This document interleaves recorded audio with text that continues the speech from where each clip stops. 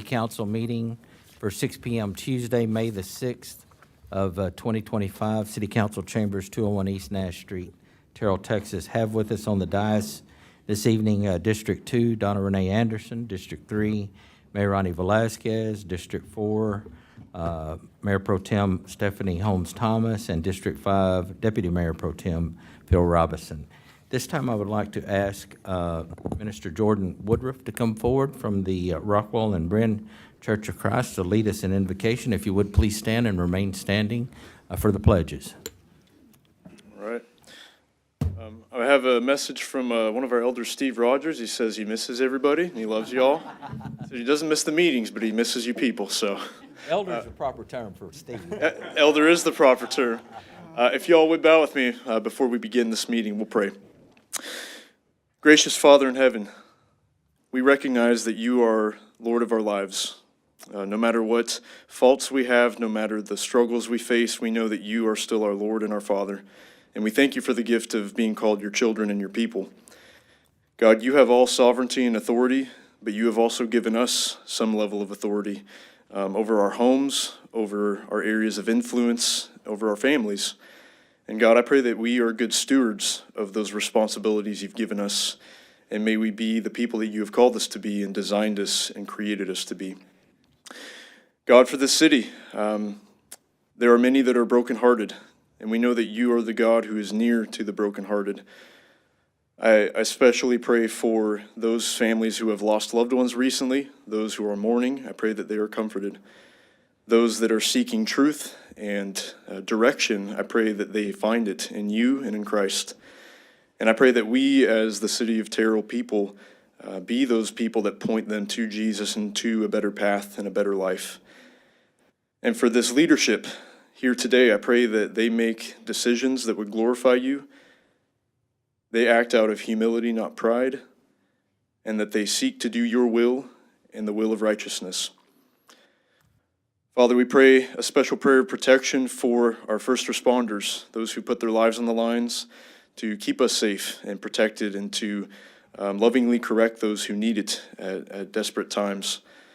I ask that you put a hedge around their families and protect them from spiritual warfare that would wreak havoc on their lives. And Father, as we all continue through this life day to day, may we not lose sight of the great hope that you have given us through Christ, that not only the blessings that we get in this life, but that we can have hope of salvation in the next life. We lift all of these things up to you according to your will, not our own, and in the name of Jesus Christ. Amen. Amen. I pledge allegiance To the flag of the United States of America and to the republic for which it stands, one nation under God, indivisible, with liberty and justice for all. Honor the Texas flag. I pledge allegiance to thee, Texas, one state under God, one and indivisible. All right, Jordan, I have a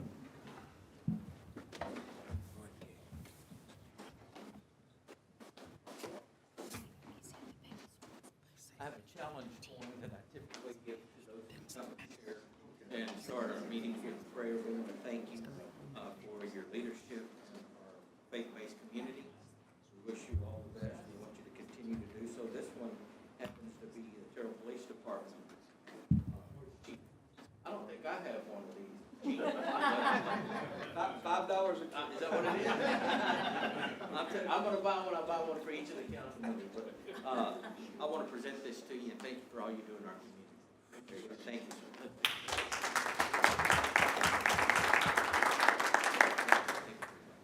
God bless you.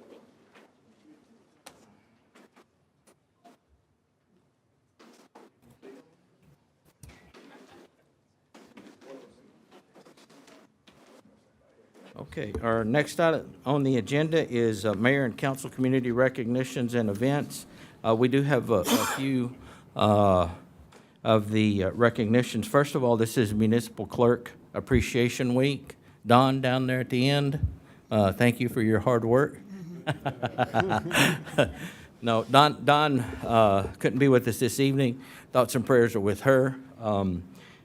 She was feeling a little ill, so. But when you get a chance, council, if you would, please tell her thank you for her hard work and dedication to the city. Also, This is Police Memorial. Mike, did you want to say a few words there? I do. Thank you, sir. So there's a lot tied up in Police Memorial Week. As a starter kit, there's a national week to honor slain police officers, and we're in that week now. Right before that week, there's a ceremony in Austin where folks who were slain in the 2023 year and a few folks from before that, in the 2024 year and a few folks before that were enshrined in the Texas Peace Officers Memorial right outside of the Capitol grounds. Chief Sampson and I don't know, maybe 8 or 9 other members of our police force and myself all went down for the enshrinement of Jacob Candenoza. Wonderful ceremony. Kudos to Governor Greg Abbott. He met with each of the fallen officers' families. Bob Hall was there. Representative Bell sent a representative with the very welcome news that a House bill that he's been working on to to provide an honorary name of State Highway 34 as Jacob Candenoza Memorial Highway within the city limits of the city of Terrell had recently passed the House. And it was just a great opportunity to see the family of Officer Candenoza down there as well. So God bless them, and I know that's continues to be hard times for them. We'll also send a contingent up to Washington, D.C. for an event on May the 13th. May the 13th is the national enshrinement of Jacob Candenoza into the National Law Enforcement Memorial, and that happens next week. And again, we have several going to travel with the family, take care of them up there. And I believe Captain Mack is our senior representative for that, and been a great help to the family as they've moved through this grieving process. So I know a lot of people have been praying about them and uplifting them in prayers and thinking of them and donated various things. So we'll just keep doing that and keep supporting that family. And I didn't want to let the day go past. And Mayor, you've always been interested in this topic. It is very sad to say 40 Texas peace officers were enshrined on this most recent enshrinement into the Peace Officers Memorial. So to think 40 law officers gave their life in the line of duty last year is a pretty staggering number. So I'll leave that and hand that back over to you, sir. All right. Thank you very much, Mike. Also, we have our fire chief with us. I think he has a gift for us. Chief, would you come forward, or a gift for somebody? I don't know. Well, I got somebody bearing gifts. Oh, okay. I don't know who they're for. I just wanted to make sure that we extend our invitation for tomorrow for our push-in ceremony of the new fire trucks. Station 1, one of the engines that goes in this station here will be at 9 o'clock, and then 9:30 after that at Station 2. And we have the engines out front, if y'all want to take a look at them. It's pretty. Yes. And So one is at 9 at Station 1, and then at 9:30 at Station 2. Yes, The sir. public is invited. That's right. Can we help push? Everybody- More? Yes. Can we help push? No, we're gonna get behind Phil and let him push it. Yeah, I'm hoping you. Chief, do you happen to have do you have the names off the top of your head of the firefighters who served on the selection committee? I really like noting the staff members who helped pick out all the equipment and outfit them all correctly. You happen to have that with Yes, you? we have Dustin Conner kind of led up this group. We had Captain Spears, Captain Bush, driver engineer David Kirkendall, firefighter Josh Mims, and Brown, firefighter. So that's who all we had that was on our apparatus committee.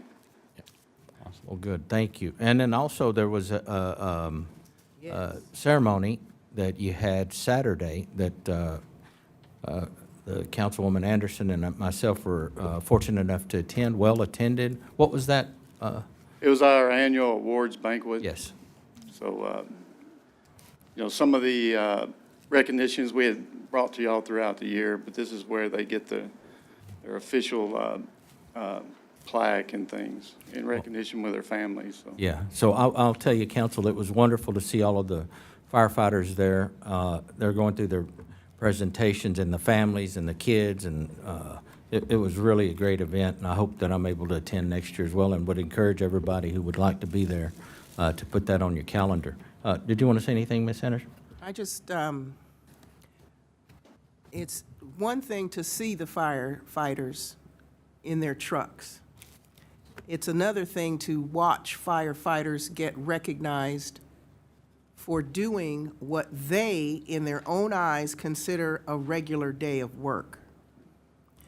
From saving a life from a car fire to saving children. And I was in awe. It wasn't a TV show. It was just these guys standing up there who had to be told to smile for the camera. And then in the middle of it, their radios went off. And they left. And just to see their families live through that, thank you. There are no words, thank you. So if we could, council, let's take a 5-minute recess, and did you want to say something? I just wanted to also congratulate all of our recent promotes. I know we had many promoted to driver engineer and to captain, and I know that I know the work that goes into that firsthand. So congrats to all those guys who put in the work to make those new ranks. Yeah. Congratulations to you. Anyone else? All right. Mayor Ronnie?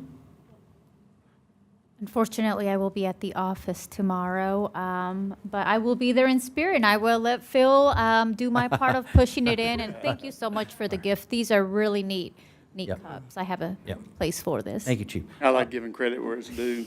It's Dustin's deal. He made sure that Thank you, Dustin. y'all got those. So. So, council, if we could take just a 5-minute recess and go out and take a picture real quick with the 2 new apparatuses for those who can't be here tomorrow. Is there a motion to recess? I make a motion.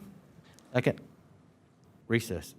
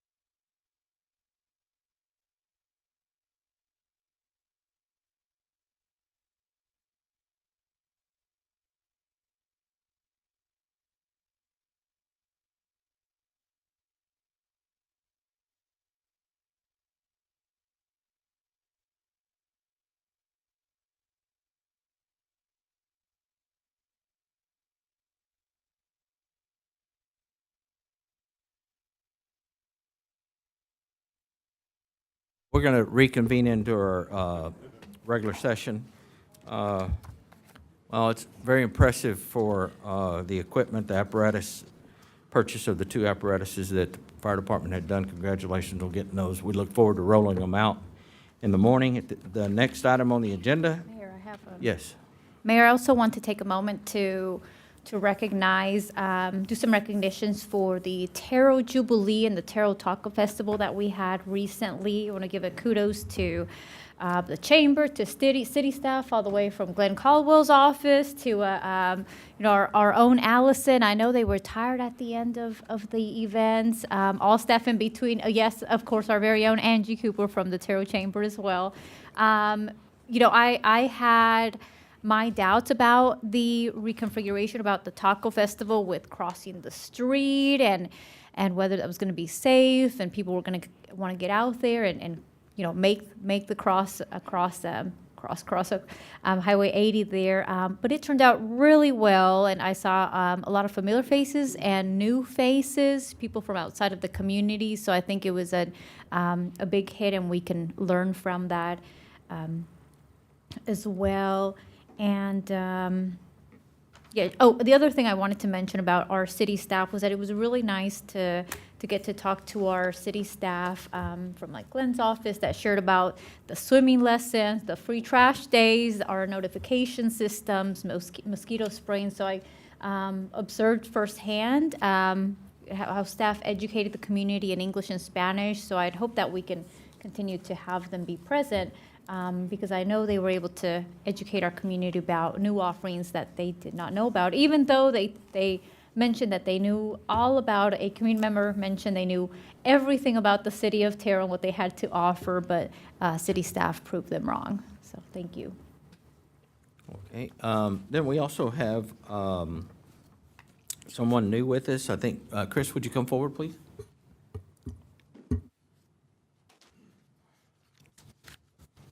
Councilman Mayor, I want to this is an exciting time for me. I want to introduce, we have a new employee starting with us. Brianna Santa Ana is starting. She's going to engineer with us, and she's graduated from Colorado. We got her down here as fast as we could, and she is just coming from the city of Mesquite. So she just joined yesterday, so she's going to be presenting all the items tonight. Initiation. Anyway, so here in the future, you'll be seeing her be present and presenting, and so you'll get to know her. We're excited about that. As you know, we got a lot of workload going on, a lot of development, a lot of activity, a lot of projects. So excited for her to join in and be a part of this team. Wonderful. Well, welcome. Welcome aboard. City of Terrell. Is there anything you would like to, you have any words, or? You want to say that? You're going to be up here plenty of times in the future, so. I know you might get tired of my voice. Thank you so much for welcoming me. That's really all I have to say. Okay, well, welcome. Thank you. Welcome. All right, is there any other I had a recognition? quick item. Yes. I had the opportunity to tour our animal shelter today, and it was a very insightful tour regarding our facilities and some of the things that some of the challenges that our animal shelter folks deal with. But I did want to recognize a couple of folks. A volunteer group led by Jessica King recently put in a lot of time to help organize and clean up the animal shelter facility. We'll put a lot of work in, and that volunteer effort was huge. I just want to say thank you to them for that effort, and to our guys out there who are putting in that daily work. You know, it can be pretty grueling, and just want to say thank you for all that they do for our community. Great. Thank you, Councilman. Anyone else? All right, our next item on the agenda is hear remarks from visitors. We do have someone who would like to address the council. Patty, would you please come forward?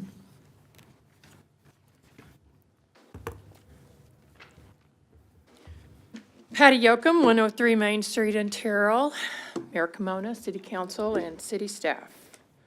Saturday, May 3rd was one of the most exciting days I've experienced in Terrell. Hats off to the chamber. Good job for upgrading Taco Festival to the downtown area. It was an excellent move. Downtown was filled with families, smiles, kids' crafts, artisan crafts, tacos, and desserts, breads, music, and much more. I ran into folks involved in the TISD bond package, the county juvenile center, and of course, the mayor race. The energy and excitement was off the charts. As the evening came upon us, the results of the votes were nearing, and many watch parties were held throughout the city to hopefully celebrate a win with our friends and family. I left my party with the hopes of just a handful more of votes. But as for the mayor race, congratulations, Mayor Kimona. Thank you. I am looking forward to continuing the relationship we have given us and am here to help and serve in any way possible. Wonderful. Thank you. I appreciate your acceptance and me running in the race. As for the city council and the city staff, thank you for your patience with my questions. Dawn, I'm going to have to call her now. Dawn was instrumental with her guidance in this process, and I couldn't have done it without her patience and direction. Council, thank you for your unbiased communication and support for just putting my name in the running. In the meantime, I will remain an involved citizen and continue my participation in city issues. So if I can help you in your work within your districts or citywide, please feel free to let me know. I'm here for you and Terrell. I know you know this, but I've got to say it. Voter turnout needs to be addressed within each precinct, and it was troubling to me that the number of votes in all issues on the ballot wouldn't even fill one side of Memorial Stadium. So just think about that. Lord willing, and as an esteemed member of this council said a few weeks ago, if I don't get between a dog and a fire hydrant, I will be back in 3 years. Again, congratulations, Mayor. Thank you. Next on our agenda Thanks, Bobby. is boards and commissions. Discuss and consider appointment to the Planning and Zoning Commission. O'Mara? Mayor and council, in your packets, you have your Planning and Zoning Commission. You can see on the screen that Matt Malone resigned and that position is open. And then also Kimberly Cheney and Susan Barcella, their term is up this month, and we have reached out to them and they would like to be reappointed. And this falls under the direction of Councilwoman Mayrani Velasquez. Okay, Councilwoman? So I will make a motion to appoint Kelsey Weibel, Susan Barcella, and Kimberly Cheney to the Planning and Zoning Commission. What was the last name for Kelsey? Weibel, W-Y-B-L-E. Okay. And then you had Kimberly, and then whom else? Susan Okay, Barcella. gotcha. Okay. So there's a motion. Is there a second? Second. We have a motion from Mayrani Velasquez, District 3, a second from Stephanie Holmes Thomas, Mayor Pro Tem District 4, to appoint and/or reappoint Kimberly Cheney, Susan Barcella, and Kelsey Weibel. Is there any further discussion? Hearing none, all those in favor, let it be known by stating aye. Aye. Aye. Any opposed? Motion carries unanimous vote of those present. Our next item on the agenda is to discuss appointments to the airport board. This, again, O'Mara. Mayor and council, in your packet, you will see the airport board. This falls under Mayor Carmona. At this time, you will see that we have some upcoming reappointments. As of right now, we're reaching out to them to see if they would like to be reappointed or resign, so we will come back at a later date with that. Okay, thank you. So, council, this is a discussion only. What I would say is if you have somebody who you know that would be interested in the airport board, please forward those to me for consideration, and then next week we should be ready to make a recommendation. And both those two people, Harold Wilson and Sarah Hatley, are termed out, so that'll be an important part of the process. Okay, all right. Next on the agenda is discuss park board appointments and reappointments. Again, Mayor O'Mara. Mayor and council, the park board appointment is under the direction of Councilwoman Velasquez. You will see that Patty Yoakum, Charlotte Mitchell, Savannah Nordstrom, and Dwight Malone, all of their terms expired, and they are requesting reappointment. Okay. This falls under the park board is Councilwoman Velasquez. Velasquez. And it sounds like at Elmira, they did communicate back with, they all replied that they want to be reappointed. I didn't see that in the agenda previously, but you mentioned they all did. Yes, ma'am. I think that was communication that came in very recently, so probably today. But Perfect. this is just a discuss item for right now. Yes, for next week. And I did speak to, out of the 4, I did speak to Patty so far and had received her confirmation, but it's good to hear that the rest are still interested. Thank you. Okay. And remember also that Kelsey Weibold has resigned and is now changed boards, so that'll be an additional vacancy as well. All right. Next on the agenda is discuss zoning board of adjustments, appointments and reappointments. Again, Elmira.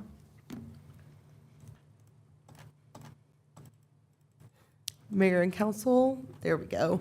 You will see on your screen that we have a couple of reappointments for the ZBA board. Hayden Shaw, Dr. Kamika, Michelle Cheney, and Claudia are all seeking reappointment. And this falls under the direction of Councilman Phil Robinson. All right, Councilman Robinson. I would like to motion to. Well, no, it's a discuss only, so bring it forward. I would next. like to discuss three. No, I'm just kidding. Right. So, yeah, if you would please bring forward at our next meeting, the recommendations, right? Will do. Okay, thank you. Next item on the agenda is discuss upcoming meeting calendars. Again, this is that right? This is going to be me. Real quickly, just Yes. one last item on the boards and commissions. Yes? I just wanted to make note that the Building Standards Commission folks that have been appointed recently, I wanted to make sure that we reach out to those guys for training sometime soon. I've had a few reach out to me to ask about when that's going to occur. We have recently? Okay, great. Thank you, Raylan. All right. Mike? Okay, so just a quick review. This says draft because it's draft, and we are looking for some input from council on this. You don't have to give us the input tonight, but please kind of make notes, check your own calendar at home, look at your plans for the summer, and then communicate back to Dawn and Nicole about what dates you can truly be available so that we can nail all of this down and get this out of a draft form and get this into a final form. Big overview is that we would like to do our preliminary budget workshop on July 11th. That's going to be a Friday in July. And then we would have another Friday, August 1st, for a budget workshop on sort of finalizing our decision-making on what's really going to be in the budget, get all of the feedback from council, and have a really good proposed FY26 budget for you on August 1st. And then really move quickly. Last year, we felt like we were running up to the last minute in September with trying to get everything done. This year, I think it's preferable to walk through it and say, okay, on the 5th, 19th, and 26th, we can have the series of state-required hearings and first readings and second readings on really the whole thing, FY26 budget, tax rate, fees, the whole deal. And then that gives us an opportunity to take a deep breath and put our strategic plan and actually do a planning retreat, which staff is going to suggest is going to be very important in order for us to sort of all work together, all be on the same page, and really know how we want to tackle the next 3 years. So I'd like to get the budget put to bed, then do that strategic planning retreat in September. And we have not done a great job over the prior years of publishing a public-friendly budget summary. Adopting the budget early in August allows us really that time in September to do a publication and really spend the staff time necessary, not to just vote on a budget, but also to communicate a budget out to the public, which I think is very, very helpful and something a lot of other cities do and we'd like to start doing here. So that's a quick overview. I want to show you what that looks like in terms of overall meetings next.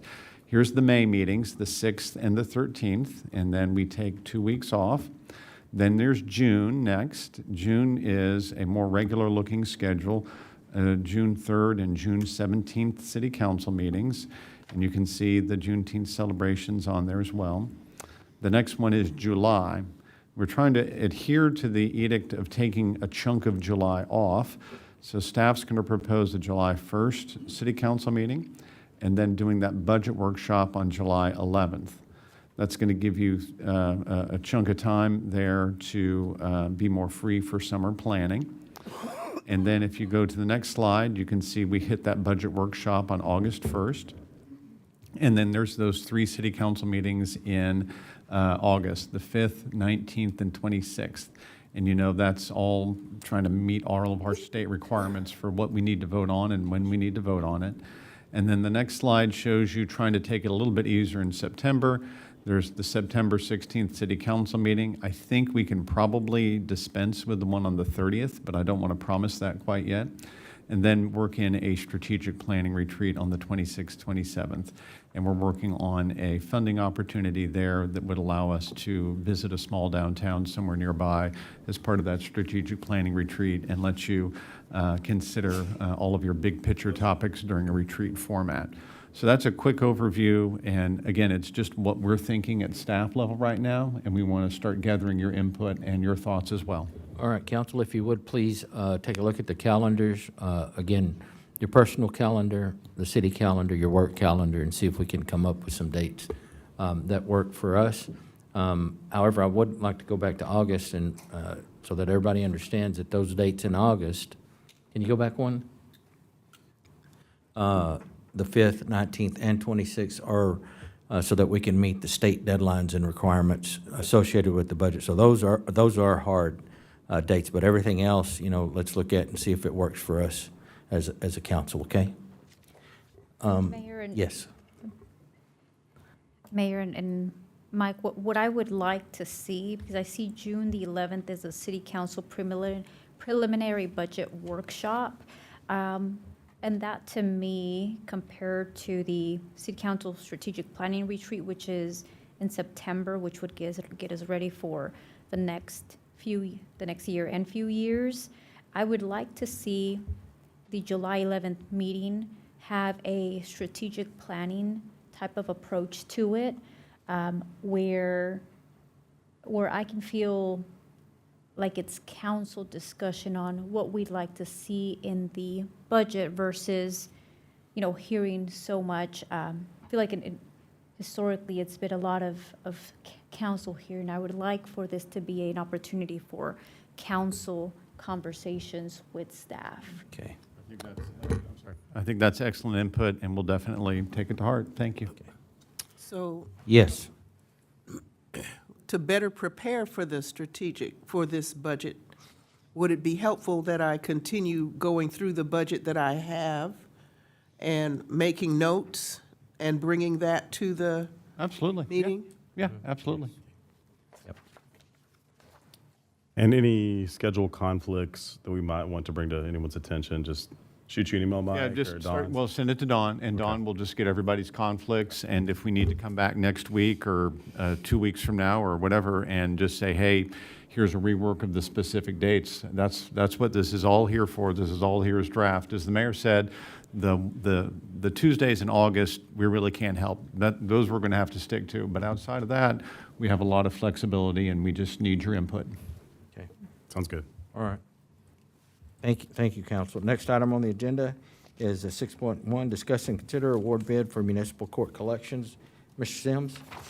So, Mayor and Council, I'm going to take this item because we've got several folks who either aren't here or are moving between different things. I'm going to turn you over to the next page in the packet and just kind of walk through this little prepared item here. The request for proposals for municipal court collection services was proposal number 1, 2025, issued by the city secretary on March 11th, and those responses were due on April the 17th. 3 firms submitted responses. I appreciate all of those. All of those were technically complete, and they were compliant with all of the city requirements. That's good news. We don't always see that. And those were in alphabetical order: F.H. Kahn and Associates, Lineberger, Goggin and Sampson, LLC, Purdue, Brandon, Fielder, Collins and Mott, LLP. So we did our standard process. We set up a review committee established to rank the responses. The collections span things that happen in municipal development, things that happen in the police department, things that go on with the court, and things that covered by the city attorney's office, okay? So we wanted to have a committee that covered all of those different points of view. So Officer Brenda Bulin from the police department served, Chief Clerk Christine Clark, City Attorney Mary Jo Ramsey, Judge Mike Smith, and Assistant Municipal Development Director Raylan Smith were all on that committee. And we did our standard process. They all have a copy of each individual response. They have a copy of the RFP that we originally set out. They go through it. They do their rankings on them. They didn't interact with each other during that process, and all of them ranked the same firms in the same 1, 2, and 3 order, highest point total being the best. So when you add up the points between the different committee members, Linebarger, Goggin, Sampson at 239 total points, Perdue, Brandon, Fielder, Collins, and Mott at 209, F.H. Kahn and Associates at 164. So we don't have to turn to them right now, but the individual ranking sheets as well as the summary from Judge Smith are all provided as attachments. And we also attached the RFP. There's some links in here to the actual responses. So consistent with the ranking by the committee, I'm just passing on the recommendation that council award the service contract to Linebarger, Goggin, Sampson LLC, authorize the city manager to negotiate and execute a three-year agreement with Linebarger, Goggin, and Sampson consistent with the RFP terms.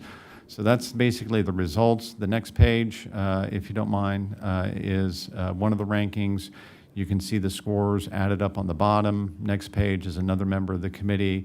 Kind of breaks off at the end. That's a 45, 41, 37 at the bottom of that one. Next one is we had to do some math helping for one of our members who needed some math help, but that ranked out 48, 45, 26. And the next one was 50, 45, 36. And I think the next page is 47, 40, 37. And then you can see the sign, one more.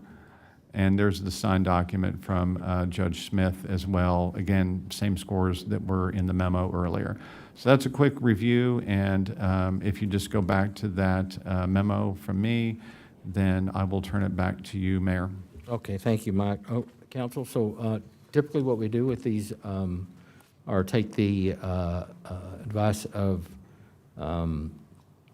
those who participated in ranking them, and it looks like Linebarger, Goggin, and Sampson LLC is the recommendation. Is there a motion on this item? Motion to award the service contract to Linebarger, Goggin, and Sampson LLC and authorize the city manager to negotiate and execute a 3-year agreement with Linebarger, Goggin, and Sampson consistent with the RFP terms. Have a motion. Is there a second? Second. We have a motion from Phil Robinson, Deputy Mayor Pro Tem District 5, a second from Mayor Ronnie Velasquez, District 3, to approve the recommendation of moving forward with Linebarger, Goggin, and Sampson LLC. Is there any further discussion? I have a question. Yes. Is this collection of fines and fees? Yes. Yes, ma'am. Yeah. And 3 years is a good number?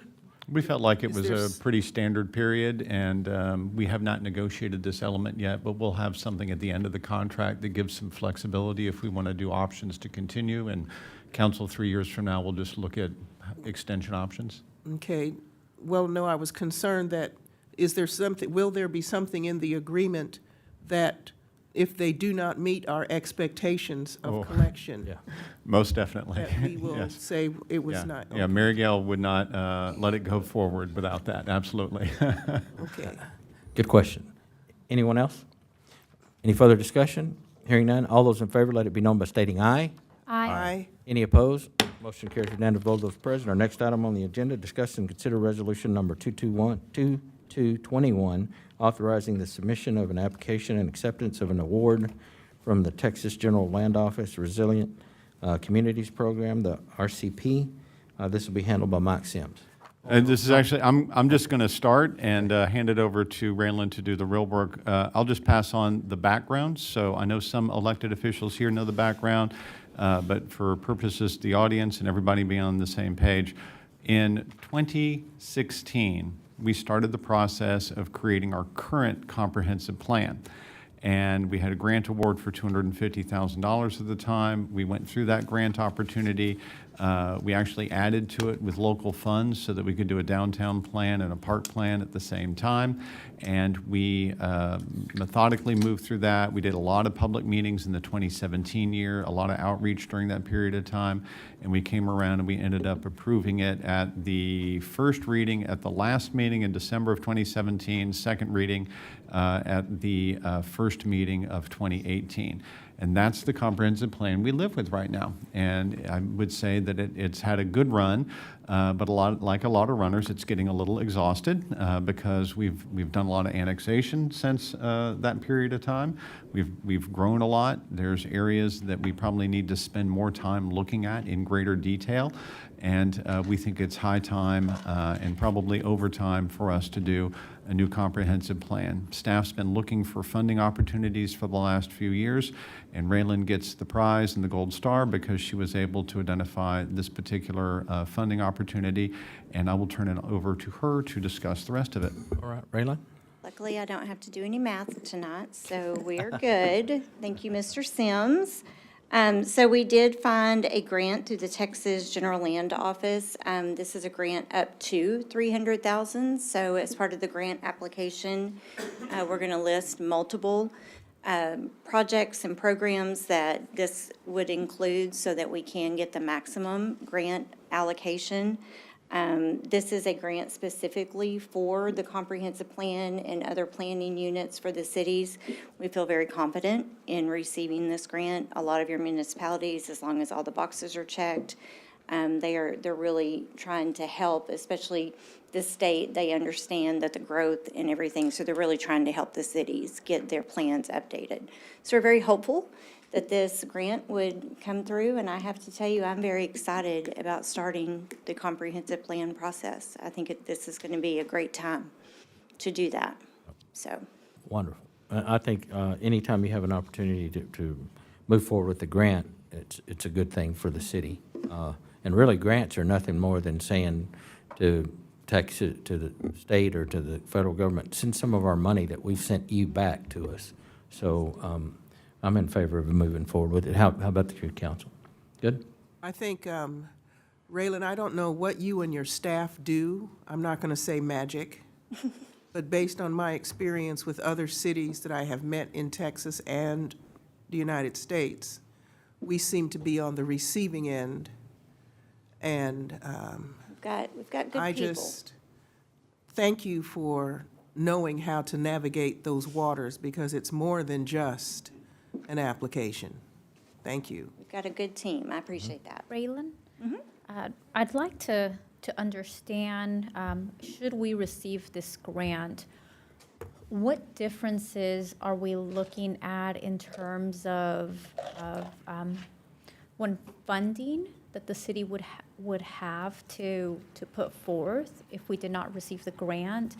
And two, if we compare the work that would be done through this potential grant for a new comprehensive plan compared to the 2017 plans, which were the comprehensive plan, the downtown plan, the parks plan, I want to understand the difference, like where, if there may be any gaps in terms of whether it's community meetings, it's the amount, does that mean we would only be able to do a comprehensive plan and not do a separate parks plan or separate downtown plan? And then, of course, the difference in cost, should we not receive it? So the way it's going to come back to you, basically this GLO grant application is making a promise to the state that when we are awarded the grant, we will follow all state procurement laws.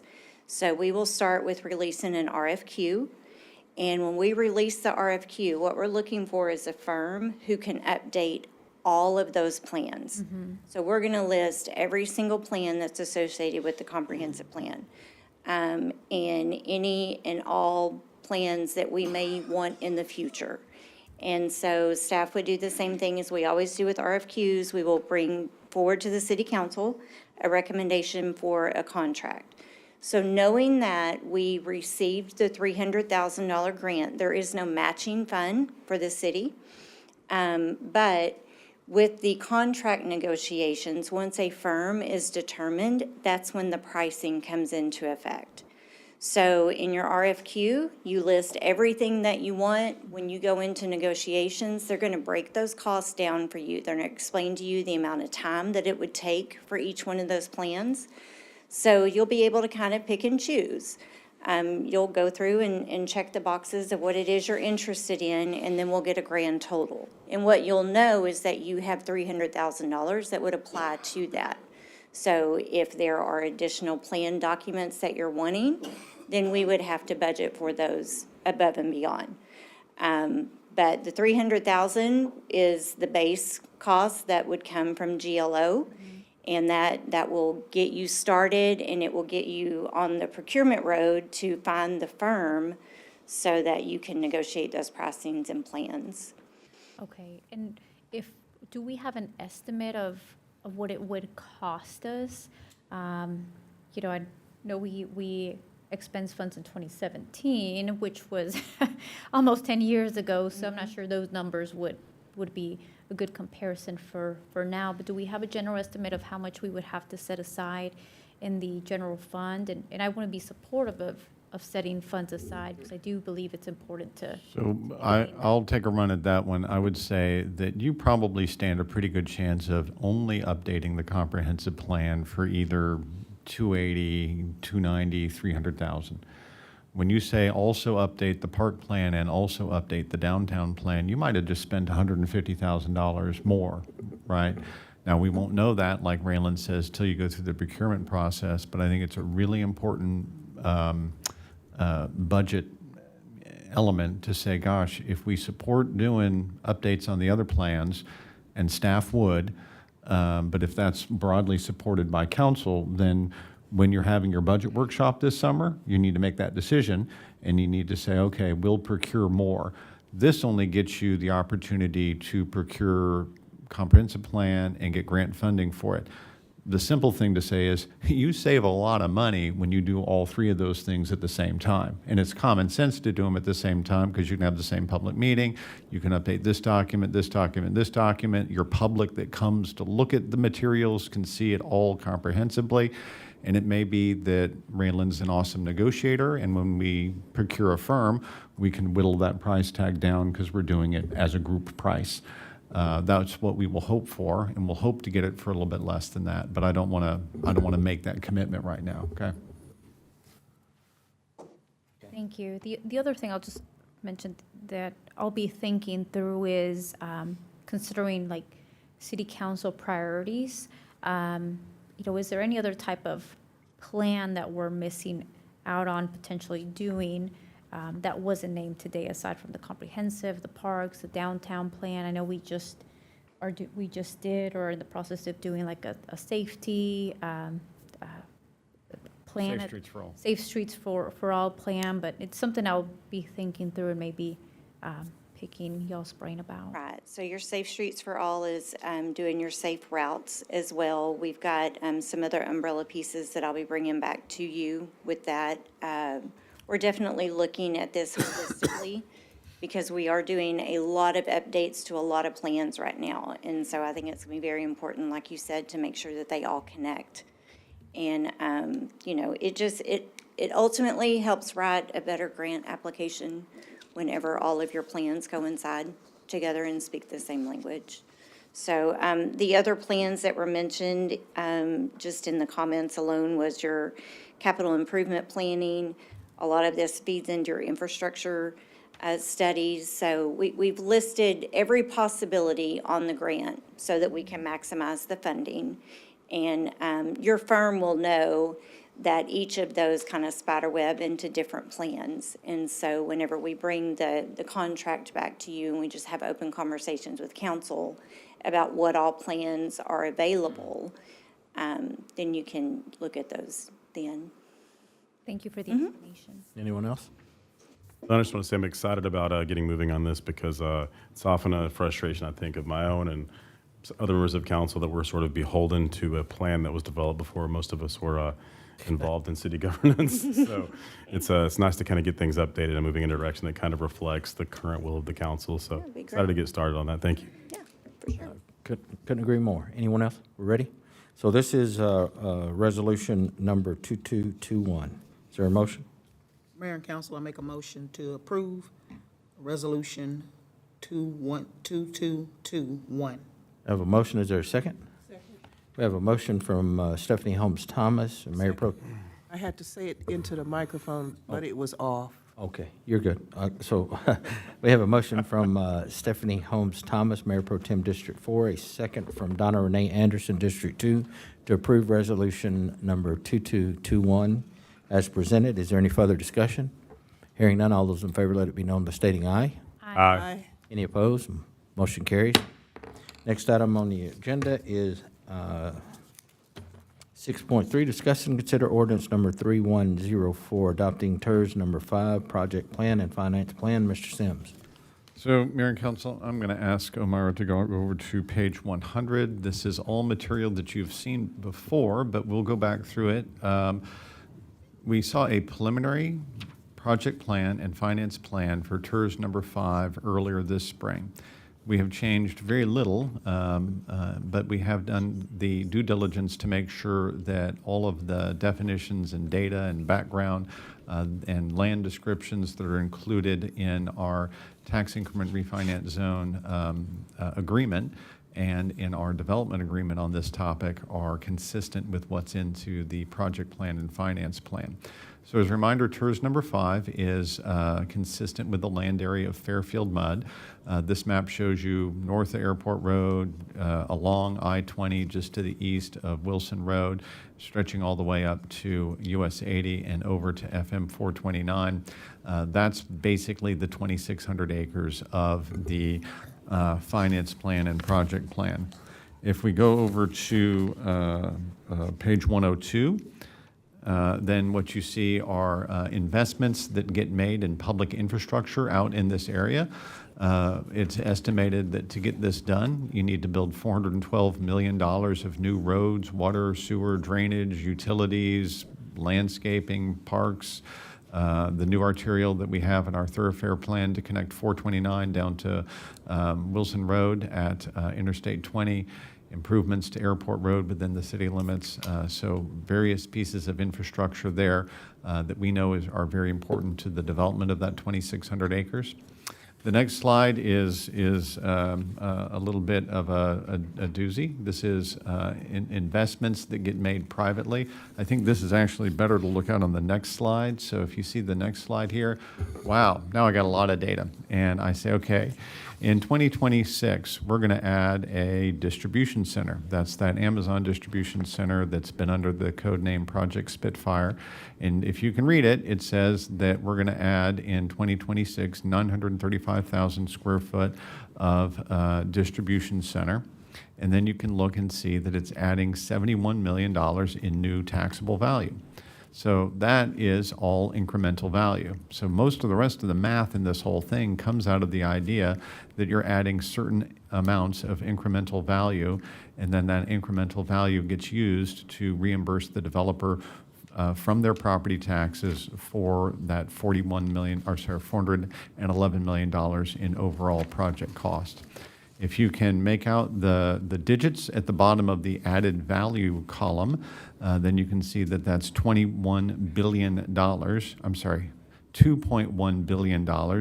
And if you follow our tax base, we have just about that same dollar amount in taxable value in the entire city limits right now. So as this is a industrial development area, there are a very heavy amount of tax value benefits that come from this project. So the next couple of slides really just talk about when that comes in, how that gets divvied up, and then we talk about the wonderful legal description for all of this. When you get around to the end of it, and she will in a second, go back to, there you go. There's the resolution where it was passed unanimously by the TERS Board of Directors. It was in front of them, I believe, at their April 30th meeting, and they voted to approve and recommend City Council adoption unanimously of the TERS number 5 final project and finance plan. And it is, again, consistent with what you guys saw earlier this spring and approved as part of the preliminary earlier this spring. So I'll stop there and let Omira go all the way back to page 82, which is the ordinance for your consideration, Ordinance 3104. And we put all of this into the form of adopting an ordinance so that any decision that gets made by the TERS Board has to be consistent with and within the guardrails of this document. Once you adopt this by ordinance, they can't go as a board and just go spend money Developer can't just go spend money on anything in the world. They've got to do things according to that project plan, finance plan. So this is a checks and balances for everyone. Yes, sir. Okay, good. No, that's exactly what we need to do. Does anybody have any questions, comments for city manager? Before we move forward, I do have some housekeeping to do. The items, the agenda items that were stated, I've got two different copies and they don't match up. So the very first agenda item was 4.1 that was approved. The second was 4.1 on the first one, 5.2 on the second, 5.2, 5.1, and 5.2. We are now on 5.3. Is that correct? Is that what y'all have? Is that what everybody has? Okay, Yes. all right. Yeah, My- paper's wrong, so My that's all only right. question for staff was around the additional 2.1 taxable value from the Spitfire project. Is that over the lifetime of the TIF, or is that a yearly added taxable value? Think about that as not just the Project Spitfire project, but once the full 2,666 acres are ultimately developed, how much taxable value fits on all of the land. So the Amazon Distribution Center Project Spitfire is just the first step of that. And that's the initial 150-ish acres, 148 acres of the 2,600 acres. So as more develops, then more taxable value gets added on. Thank you. Okay. Anyone else? So this is item 5.3, discuss and consider ordinance number 3104. Is there a motion? Motion to approve item 5.4 as presented. 5.3. 5.3 as presented. Is there a second? Second. We have a motion from Mayor Ronnie Velazquez, District 3, a second from Phil Robinson, Deputy Mayor Pro Tem, District 5, to approve ordinance number 3104, adopting TERS number 5, project plan and finance plan as presented. Is there any further discussion? Hearing none, all those in favor, let it be known by stating aye. Aye. Aye. Aye. Any opposed? Motion carries unanimously. All those present. Our next item on the agenda is 5.4, discuss and consider a construction plat for a 933,656 square foot distribution center in the future voluntary annexed city of Terrell, Kaufman County, Texas, being 123.0 acres of part of the 282.42 acres known as Tracts A and B in the William Clement Survey Abstract Number 104 of Kaufman County, Texas, CP 25-07. This will be handled by our Business Development Manager, Jana Watmore. Good evening, Mayor and Council. I bring to you a construction plat on Airport Road. This applicant came before you last month or a few weeks ago with a zone change. I was able to announce at our P&Z meeting last month that the applicant is working and under negotiations with an Amazon. And they're continuing those negotiations, and we hope to have that final announcement sometime in June. The applicant is proposing a 9,333 656 square foot distribution warehouse on 123 acres. Now, your zone change that I presented to you was for 282 acres. This is just going to be half of that for right now. I'm not sure what the future need is on that remainder part, but I'm sure the Hunts will come to us later and reveal that. The owner is now proposing this construction plat for this distribution warehouse, which will not be an Amazon fulfillment, just the distribution. This use will comply with the city's comprehensive plan, zoning ordinance, and other building standards as applicable. Now, part of the construction plat application, we requested a traffic impact analysis. We've gotten to know TIA, we've discussed it a bunch with other applications, And just like on any other application that we've had and that we've considered in the city of Terrell, we asked for that analysis. And I'm going to give you a couple of little highlights, but then I have a couple of people here that can further explain that the technical and answer any of your questions about that.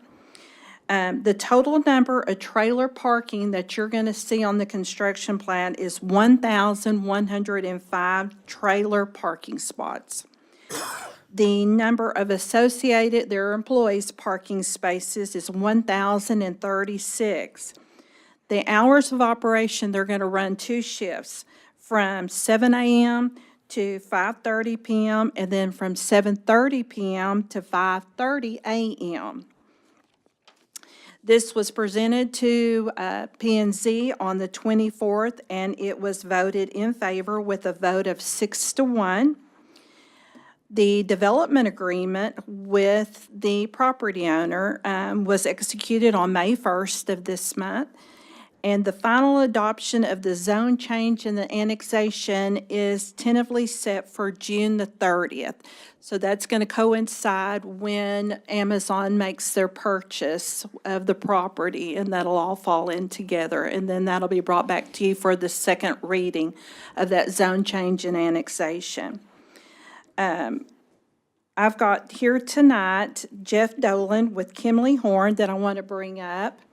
And then I also have Jonathan Stites, who's a consultant for the Amazon Group. Jeffrey, you want to come on up?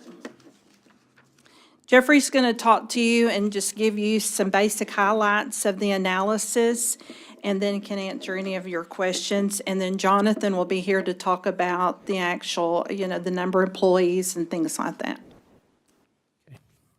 Thank you. My name is Jeffrey Dolian with Kimley Horn, address 13455 Noel Road, Dallas, Texas, 75240. I know we shared a site plan with some labels on it. Would you be able to bring that on the screen?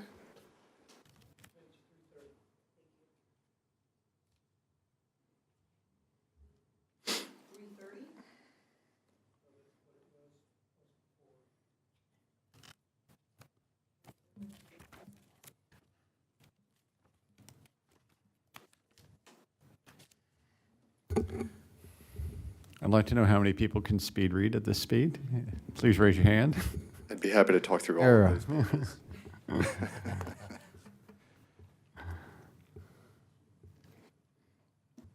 This is the very last page of the item, by the way, because it's the map that summarizes things.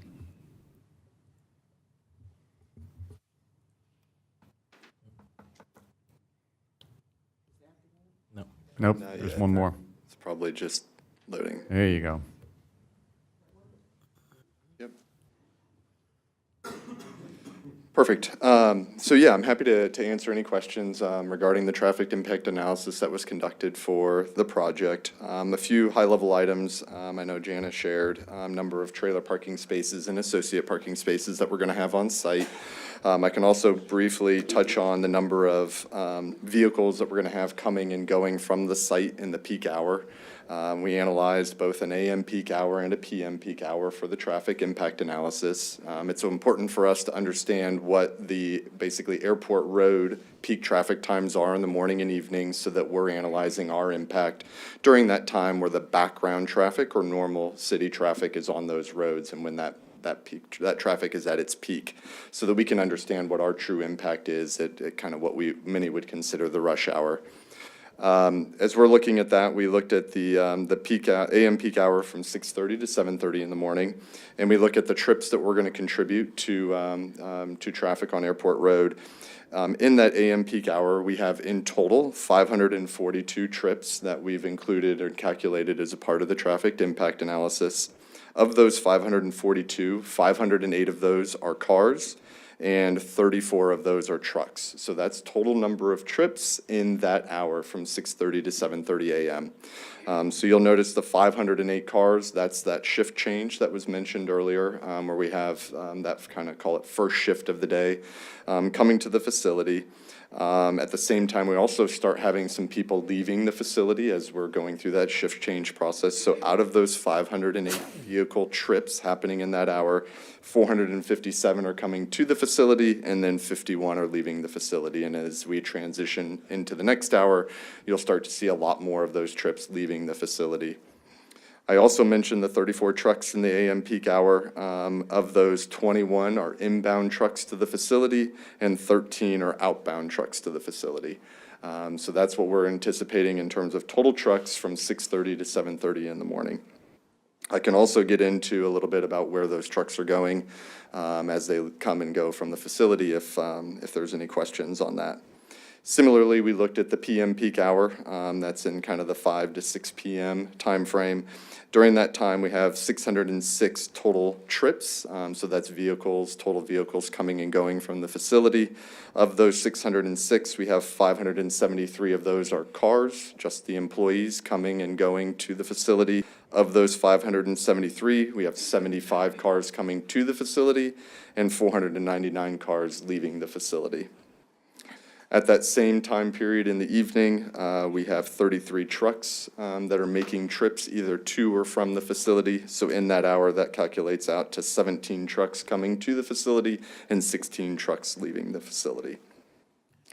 In order to manage all of that traffic coming into and out of the site, we have 4 driveways that are proposed and shown on the site plan. I'll start from the bottom of the site plan. Are you able to put your cursor on that first driveway? Yep, keep going to the left. All the way over to Airport Road, down 1. Perfect, right there. So that is our inbound truck driveway. So all trucks that are coming to the site are going to come into the facility at that driveway.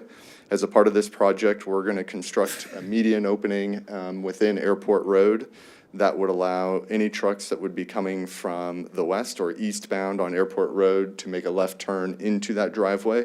However, the vast majority or nearly all of our trucks we anticipate will be coming from I-20, coming from the east side of Airport Road and heading west towards the facility, and they're going to make a right turn into that driveway. And again, that would be all trucks that come to the facility will be making that turn into that driveway.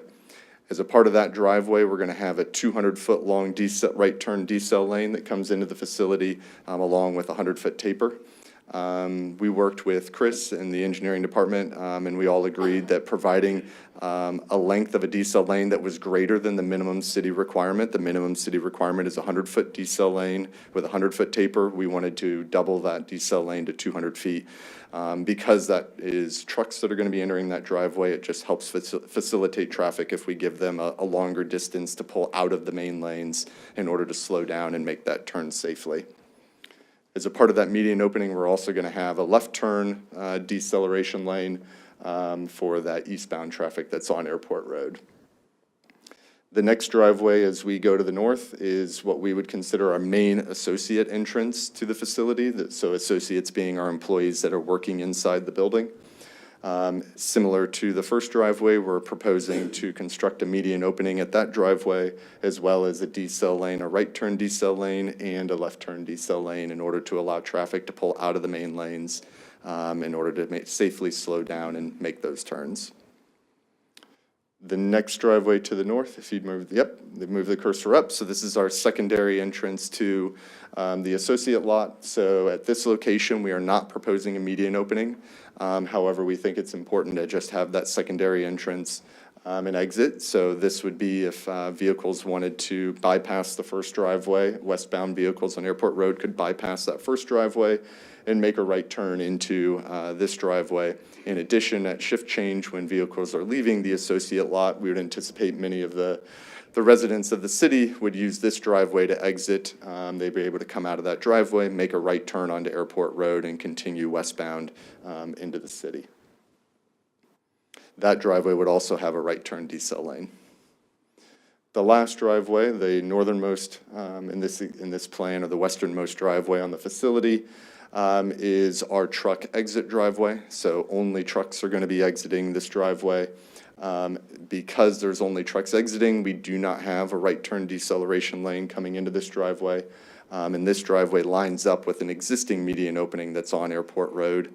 That's important from a traffic standpoint, that we're not adding too many median openings and that we're aligning driveways with existing driveways on the south side of Airport Road. So the location of the site plan in that driveway was strategic to make sure that we could line up with that existing driveway and the development on the south side of Airport Road.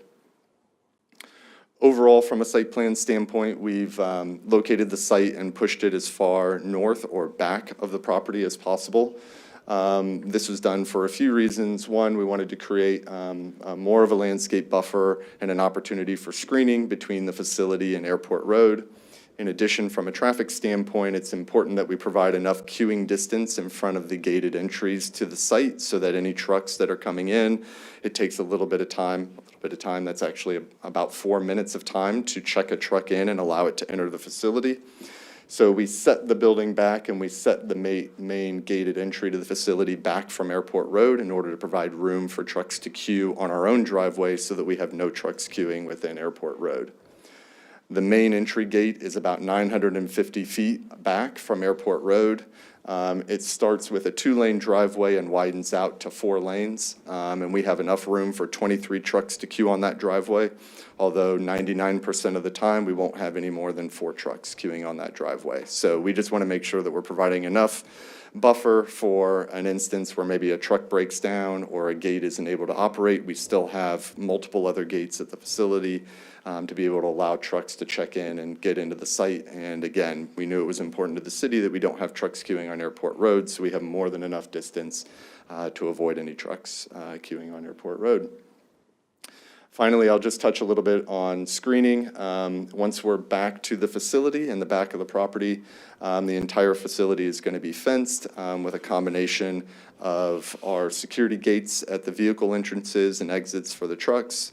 And then we're going to propose or included a tubular steel fence along the front portions of the property. This is going to be something that kind of looks like your traditional wrought iron fence. And then where we have the trailer parking on both the east and west sides of the building, as well as at the back of the building, adjacent to the residences that live behind us, we're proposing an 8-foot masonry look screen wall in order to provide a more decorative screening of the trailer parking. In addition to that screening, I mentioned the landscaping that we've proposed, which includes street trees along Airport Road, trees along the entry drives, trees within the associate lot islands, as well as trees clustered in front of the areas of the site where we're going to have trailer parking that is potentially visible from Airport Road. But again, with our setback, with the fence and gate being 950 feet, we're confident that this is going to be a very aesthetically pleasing look for residents that are driving along Airport Road. With that, I know I've said a lot, but I'm happy to answer any questions. Yeah, so I think I heard in the data, but I just want to make sure, did you identify any traffic concerns or issues when you were doing your analysis that the mayor and the council should be aware of related to either the trucks and or the autos that are going to be going to and from the facility? No, we didn't identify Any peak time? No, we didn't identify any issues. We're confident with the level of service that's provided, and therefore we proposed the decel lanes into the site, and then it's a part of our analysis I didn't mention earlier. We did what's called a signal warrant analysis. We looked at 5 intersections along Airport Road in the vicinity of the site to see if a traffic signal would be warranted.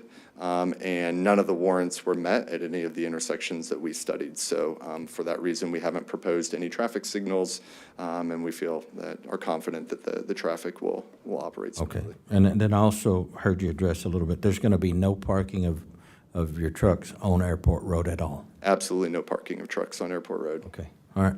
Anybody else? Yes. So I have significant concerns, and I have from the beginning regarding this particular development deal. Let's look at number 4 and number 6 in our findings. Let's see, so 606 vehicles per hour, 10 vehicles per minute, 19 trucks entering, 12 trucks exiting, 514 associates entering, 61 associates exiting.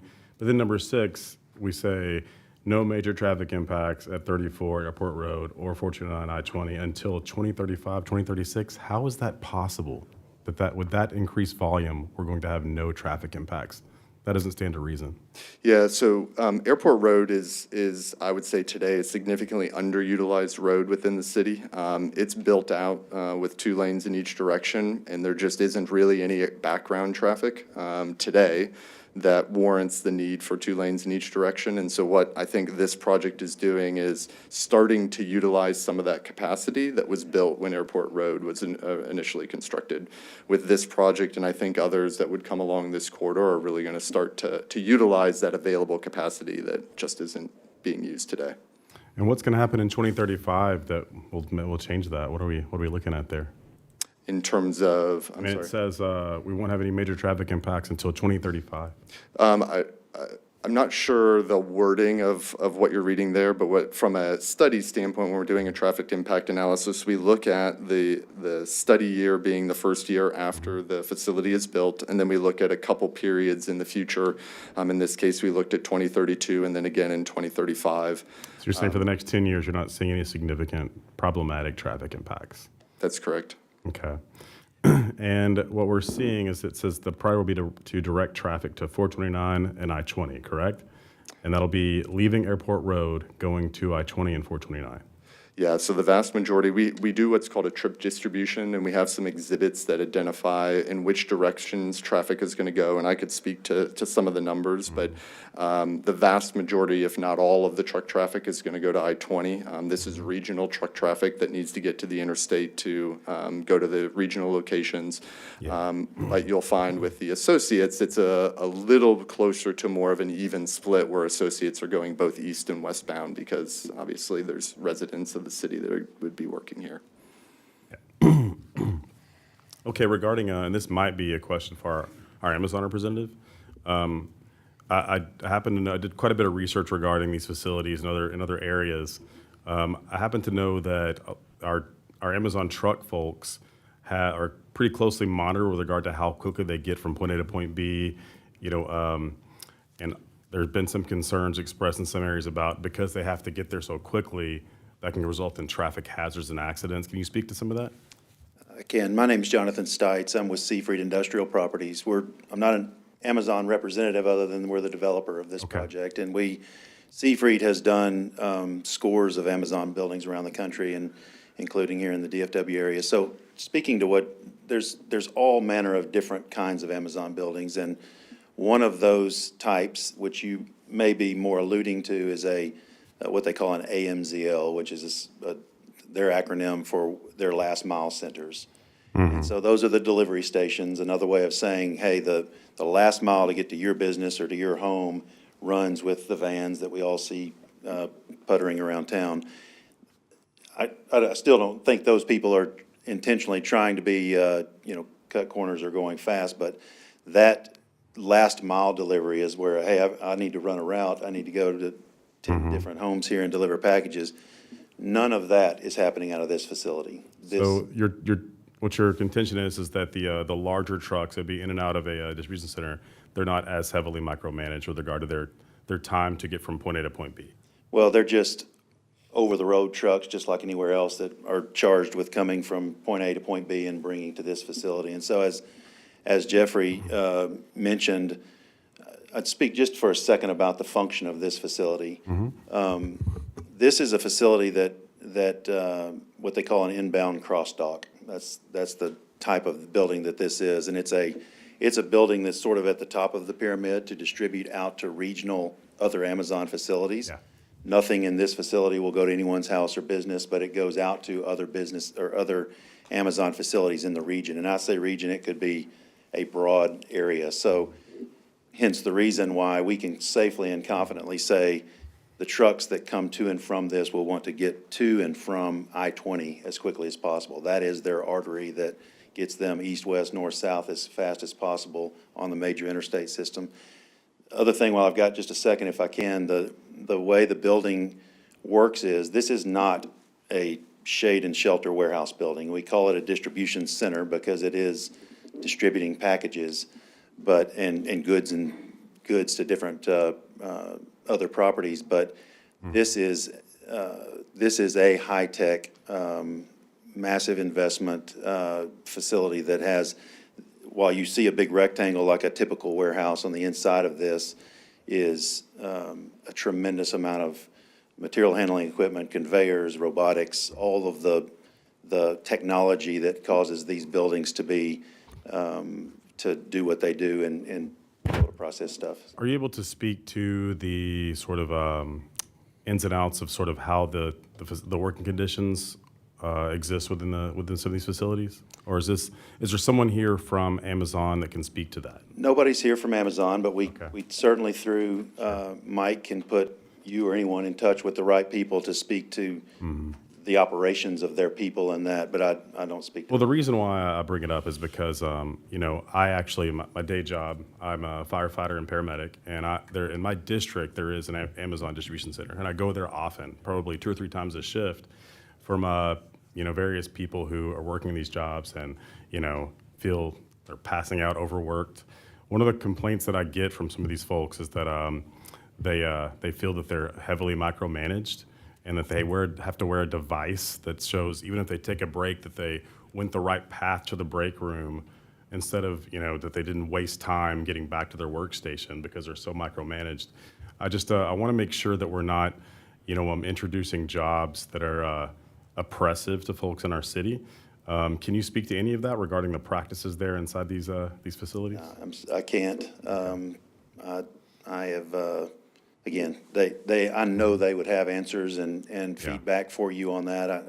I can speak to the physical that we do, but not the. But again, I would caution, this one is just for the. The rezoning. Yeah. But I do think it's important for us to understand what we're getting. Sure. No, And this is, just to understand the factor. And regarding the zoning aspect, I have some similar concerns to what we've had in other recent issues regarding truck traffic and the impacts to neighbors. I think that this is obviously quite significant. But I would like to ask Jana, what was the lone P&Z no vote regarding? What was the concern that was expressed?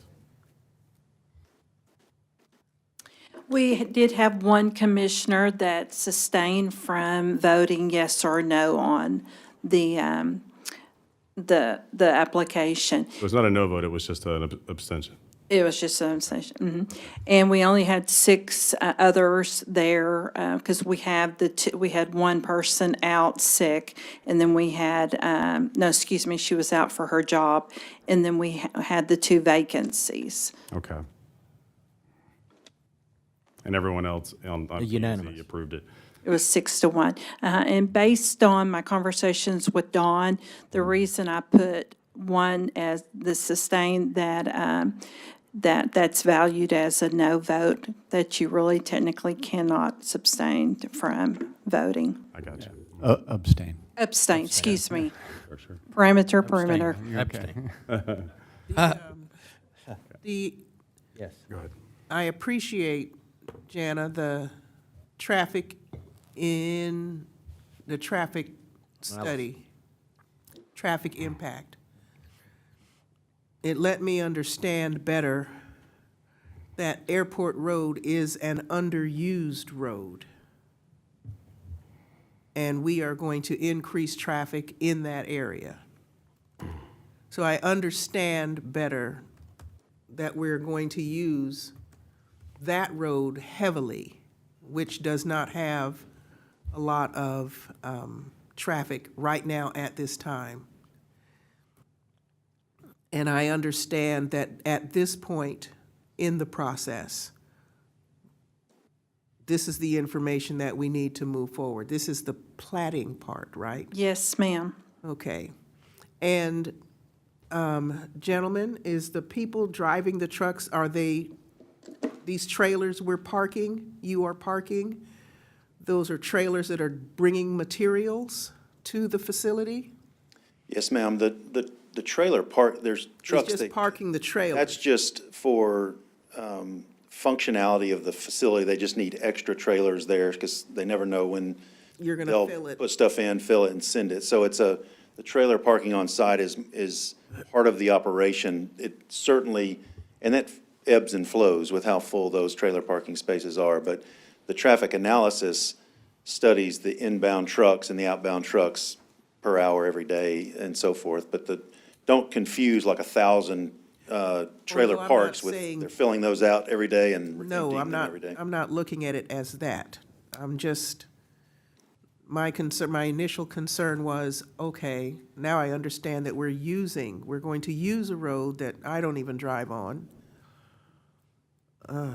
to get to, so we're going to see that increased traffic. There will also be increased traffic from I-20 down 34 to Airport Road.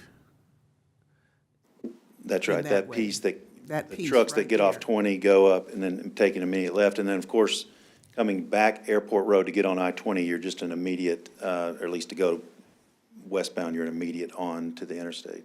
Okay, thank you very much. I would like to add too, this is an industrial park, so it's made for the traffic, right? How many employees do you think are they? There's 2 shifts. As you can tell by the, Right. by the number of auto parking spaces, I mean, there are hundreds and hundreds of employees Yes. here of all, Right. from the leadership and the management of the facility to, We're creating jobs for our community. no question. Yes, okay, all right. Anyone else? I do have a question around, this is going to be for Jana. Jana, if you could walk us through, because we had the zoning change, and then now we have the construction plat. What comes next? If this moves forward, then what comes next? And what will council, what will come before, will anything else come before council, or will this now move forward to just only being handled by city staff? So your next part will be on June 3rd, where you'll have the second reading of the zoning change and the annexation.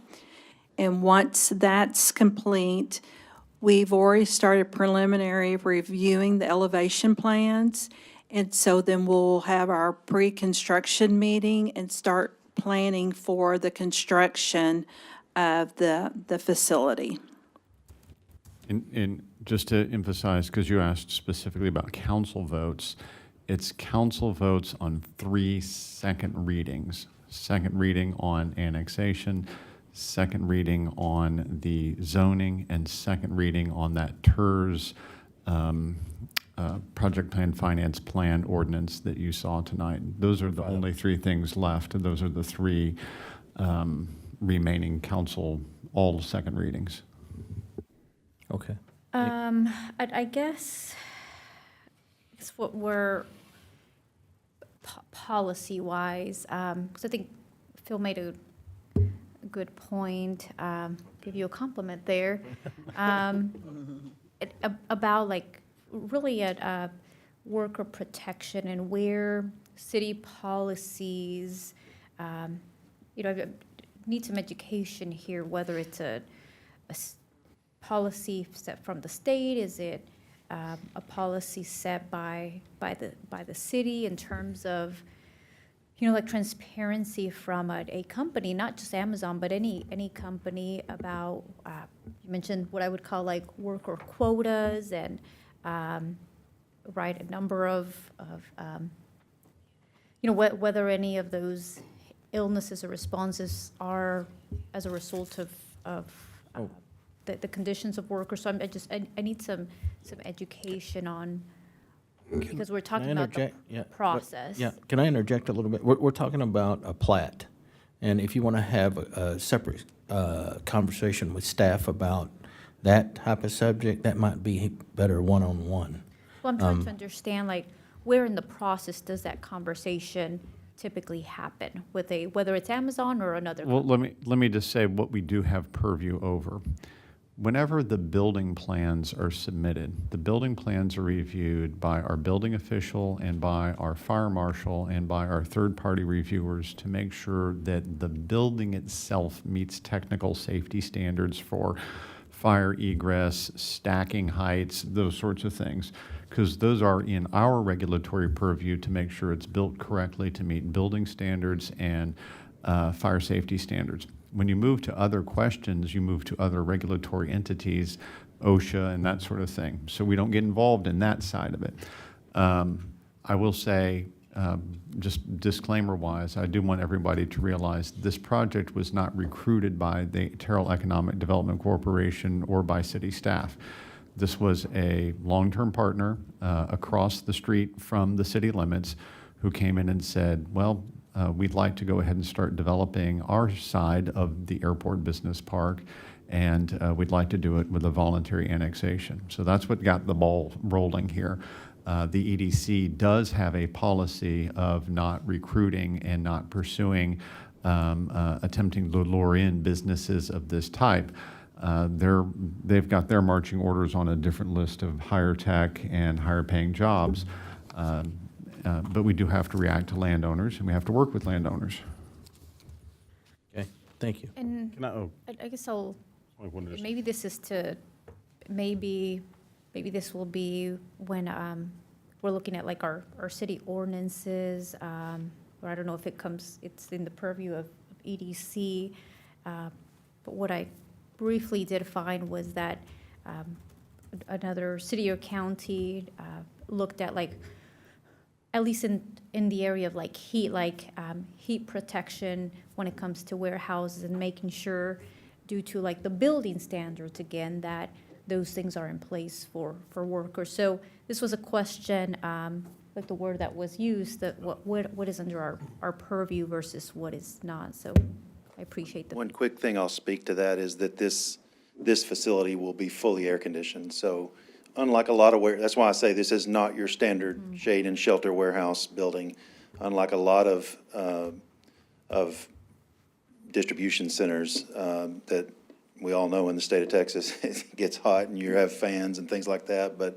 And we develop those kind. But for Amazon, they fully air condition their buildings completely. So I don't want to try to counter or speak to some experiences you've had, sir, for sure. But I do know they have an entire ethos of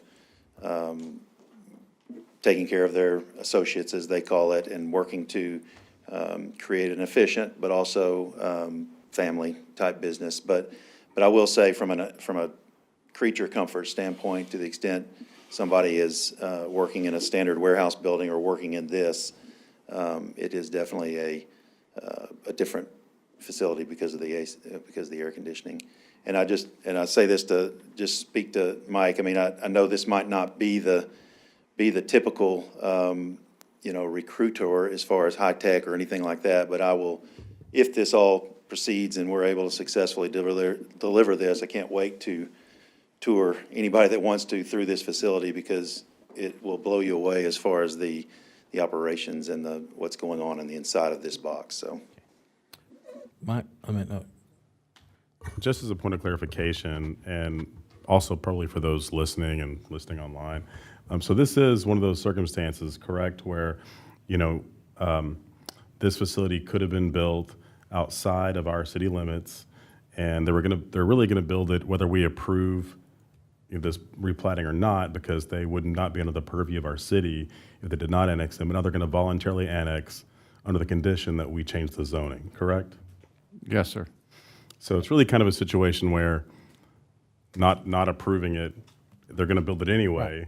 So it's like, you're kind of, we're a bit over a barrel. Is kind of the idea. For those who would oppose it, you're over a barrel. For those who would not oppose it, it's. I guess that's one way to look at it. The other way to look at it is whenever someone is going to create this tax base and bring jobs, we work with them and try to figure out a way to get them in the city limits. And I think that's the right direction for us to be moving, is to say, hey, you know what? Yeah. There's people out there that need jobs, and this is going to help them along the way. And it's a win-win for us and them. So is there any more questions? I also think when we do it this way, we have a little more input on what we want in our city. And I definitely will support it because we have people in our community that are not high-tech, super high-paying jobs, and highly educated, so I get it. So I do support it just based on that. And I'm glad that we're doing it this way so we can have some our staff can sit down and talk and negotiate to get us the best product for our Thank- citizens. Thank you. And this is a staff recommendation to approve the plat, so, anyone else? Is there a motion? I make a motion on, To approve construction plat? I make a motion to approve the construction plat. There's a motion. Is there a second? A second. We have a motion from Donna Renee Anderson, District 2, a second from Stephanie Holmes Thomas, Mayor Pro Tem, District 4, to approve the construction plat as presented. Is there any further discussion? Hearing none, all those in favor, let it be known by stating aye. Aye. Aye. Any opposed? Nay. Motion carries 3-1. Next item on the agenda is discussion items. No, yeah, is discussion items. Discuss Terrell Citizens Academy. Omira? I'm going to let Omira get up from the city secretary chair there and give you a really exciting and really great idea. So thank you for leading this charge, Omira.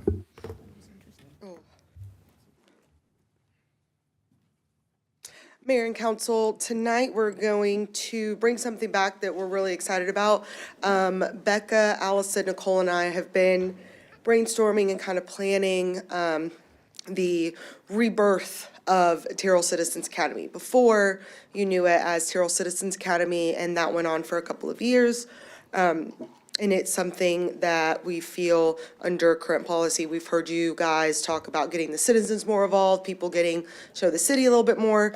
So we are gonna kind of revamp Terrell Citizens Academy and start off in the fall. So everything on here is a draft. I'm gonna kind of go through what it looks like, what it'll entail. I have the resolution in here that'll come back to you on May 13th for consideration.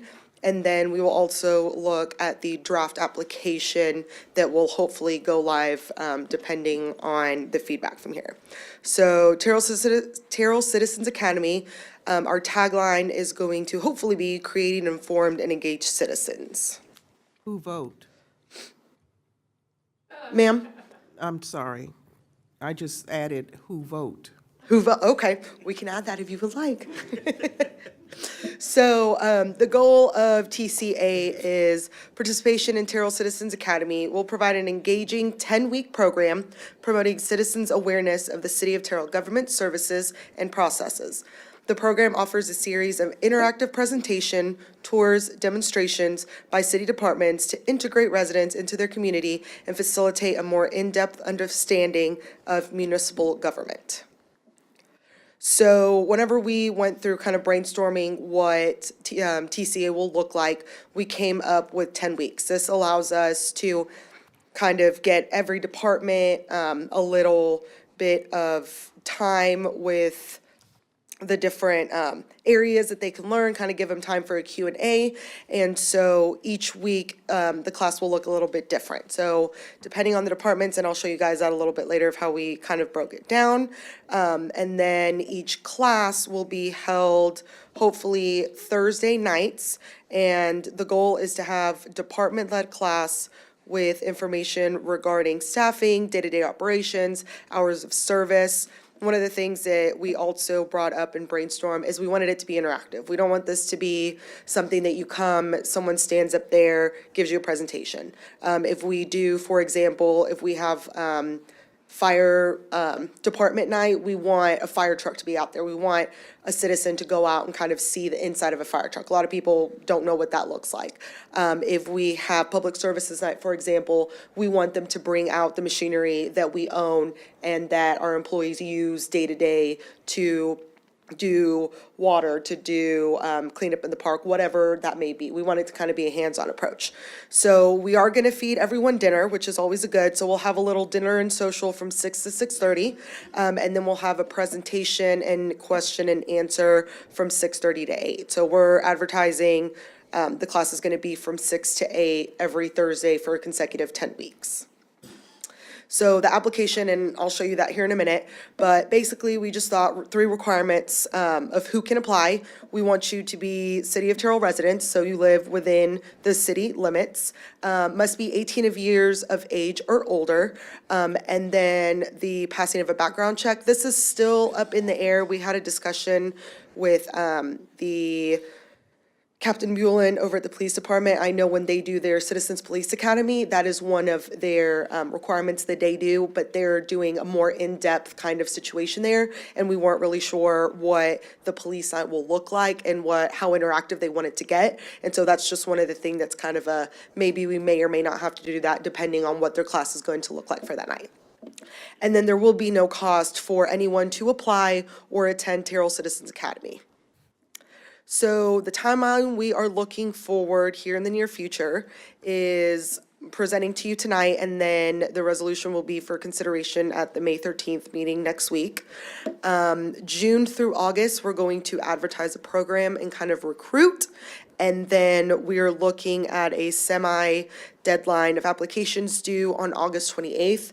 This will give us enough time to kind of go through them, see who applied, what class size is going to look like, do kind of a bit of last-minute planning and whatnot, and then hold that first class on September 11th.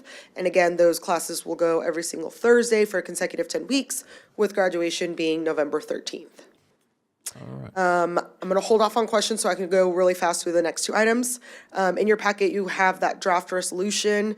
I won't read it to you, but basically it is just saying the city council is directing staff to do this. We encourage it. We want everyone to participate. And this is draft, so if you guys read through this and you see that you want to change some wording, you want to add something, we need to change, please provide that feedback to me and we can go in and edit it. And then also in your packet, you'll have a draft of what the application kind of looks like. Just some information on the front with contact and just kind of giving an overview of what it is. And then if you look at your screen, this is kind of our draft 2025 schedule. Like we mentioned, we wanted this to be hands-on. We wanted it to be interactive. So you can see that each week, the subjects kind of go hand in hand, and then the location will move. I know in the past, we kind of had a one-stop shop over in the Tommy Spencer room, but when we were kind of planning and going through things, we own a lot of buildings, we have a lot of space. And so we're like, well, why not utilize it and make sure that we're getting the citizens plugged in and looked around and all of that. So the location changes from week to week, kind of going to whatever the subject is for that night. And then these, again, are not finalized. We're still trying to figure out if it lines up with the department head and making sure they're able to attend and logistics and all that kind of stuff. But this kind of gives you a good overview of the grouping, the location, and then we are requesting on that November 13th date for the graduation. We would like for the city council to be there to kind of do a little graduation ceremony with a council recognition for those graduates who went through the program. So we can mark that on your calendars as well. And then the last page of that application, you'll see it's just some basic information with a couple of questions, such as, why do you think you would be a good fit for TCA? What are your expectations of this? From your perspective, what are some pressing challenges, issues that are going on in the city of Terrell? List their community involvement, and then any accommodations that they require. Since we are feeding them, we want to make sure that we are going to be doing that, any kind of need that we need to meet as well. And then any other information that they want to provide to us that would be good. And one other thing I wanted to point out, on here is that the grouping of the departments are going to go kind of hand in hand. So they'll have that hour and a half to kind of go over things. We're not really limiting it to a certain thing of whatnot. It's going to kind of be the department head kind of leading that charge, giving whatever kind of information they would want to give. And I'm happy to answer any questions, thoughts, concerns. Okay, so does anybody have any, first of all, is there any opposition to moving forward Terrell Citizens Academy? That's old school. Some people don't even know what Terrell Christian Academy is. Across the street from my house. Terrell Citizens Academy. I think it's a wonderful idea. Yeah, I do too. Yeah, it's a good idea. Great to What- foster that kind of community relations and transparency. I think it's a great idea. And what are your thoughts on this? I'm excited. I went through the TCU when it was back in the day, I think my first or second year I started working here. And it was very informative. It just kind of gives you a breakdown of what the departments are, what your local government is, gives you an insight of what someone really does on a day-to-day basis. So we wanted to take that idea and kind of just put it on steroids and kind of play around with it, making it more interactive, more fun, getting the citizens engaged and knowledgeable. I really appreciate the fact that it will change locations every week. I like that. And tell me again who helped you with this? It was me, Becca, Allison, and Nicole that kind of got together and brainstormed. My kudos to you, staff, for doing that. And maybe one session they can sit in on a council meeting and ask us questions. That would be good. One thing that I did not mention. We should bring The- voter registration cards. One of the things that I didn't mention that I did want to bring up is if we look at the subject line, you'll see on there that we have a city secretary, boards and commissions. The main goal of this is to get, obviously, citizens informed, but then at the end of it, we want to get them plugged in and kind of serving. So we're going to give them a breakdown of the boards and commissions where now you know kind of the operations, what each department does. Now we want you to get involved. We want you to put in applications to serve on those boards and commissions. We want you to run for city council. We want you to apply for a job if you want to work here. You know, that's kind of the end goal for all of this, is to get them more informed and then get them involved in a place where they can serve. Okay, so we'll see this again in 2 weeks or week. Yes, sir, you'll see that resolution come forward. Between now and then, if you would, staff, please get with Omira or any of those four that she mentioned and put some input into it. Next item on the Mayor, agenda. I have just I think we both have. Go ahead, Stephanie. Oh, yeah. I just wanted to say, thank you for this. I think it is a good, academy. I think we need it. I was gonna ask you talking about the sizes of classes may be limited, like how many members, community members are you? I think we had that discussion. We were looking at possibly doing a tour of sorts at one point. And so if we were going to do that, we're probably gonna partner with Star Transit to provide that transportation. And I think the maximum that they hold is either 18 or 20. So we were looking at least about a 15 to 18 class. If we get less, we'll, handle that when we get there. But if we get over that limit, we'll kind of have to narrow it down to that. And then obviously encourage everyone to just come back again next year and reapply, because we want everyone to go through it. But if we see, that we go through it and we can do a larger class, or we really need a smaller class, it's gonna be kind of trial and error the first time, and then we'll come back and evaluate that. Okay, thank you. Thank you, Councilmember Holmes Thomas.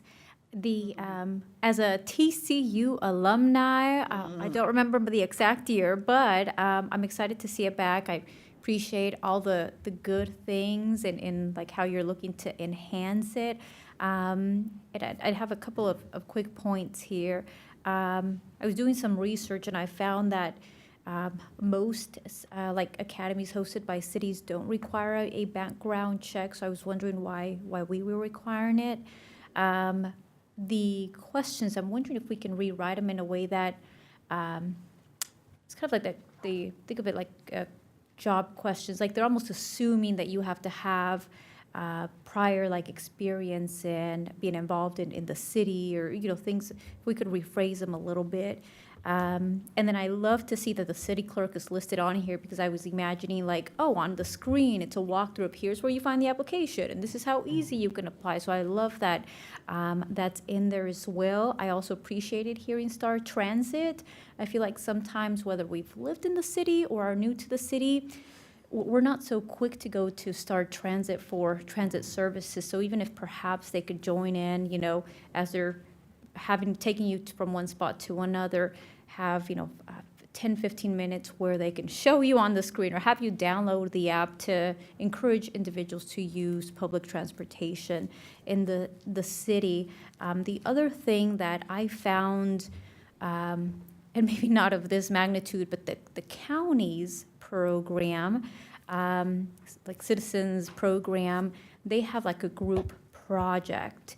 And that's usually what I would call intensive, a little intense, but perhaps we have a part of this that could be a project that could be helpful to like the parks. And it's not something that has to be so intense, right? But maybe a community project where this group could take on as well. Yeah, and so you see that sometimes formed out of sort of the next step of Omira's idea here, which is you use that last meeting to recruit yourself some ambassadors. You put those ambassadors on an alumni association.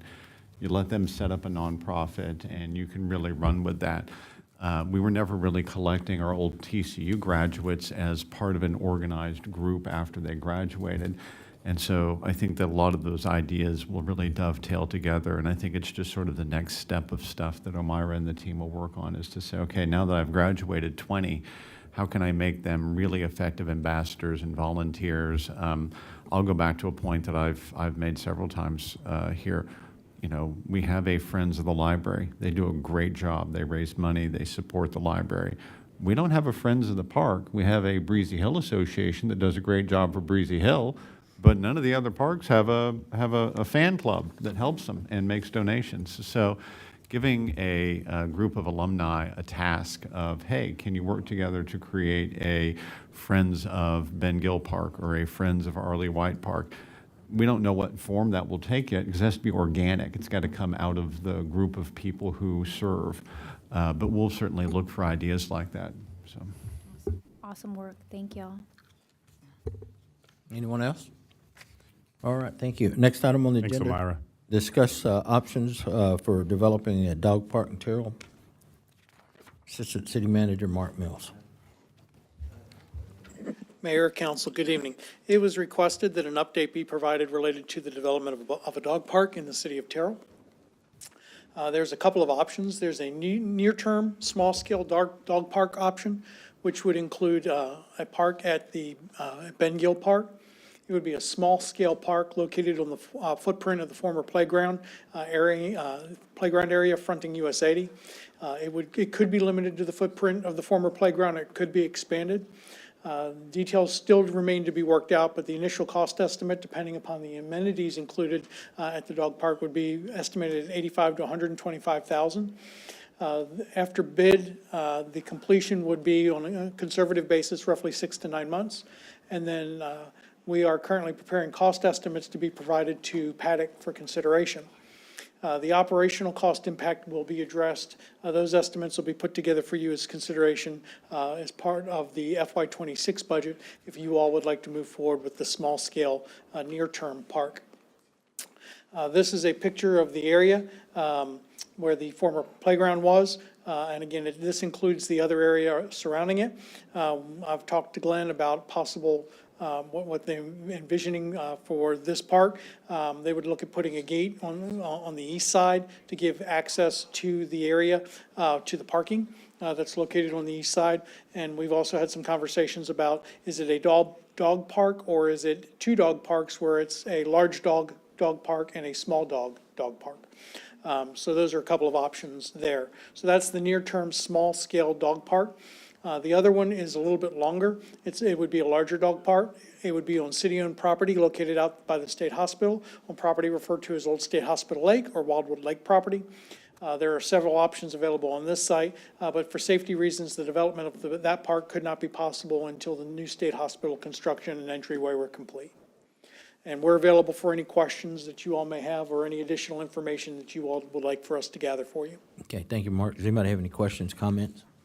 Hey, Mark, thank you for this. I requested this update because this is something that I get feedback in the community about all the time. The dog park is in very high demand, so we'd like to meet that need if we could. Looking at the plan for the potential of the Ben Gill Park, dog park there, it seems that might be a bit small for a typical dog park. Is that, do we have any data around like what a typical dog park size is? I do not have that information with me this evening. Okay. I don't know. I've got Glenn here this evening. I'm not sure if he has an answer, but if not, we can pull it together. Okay.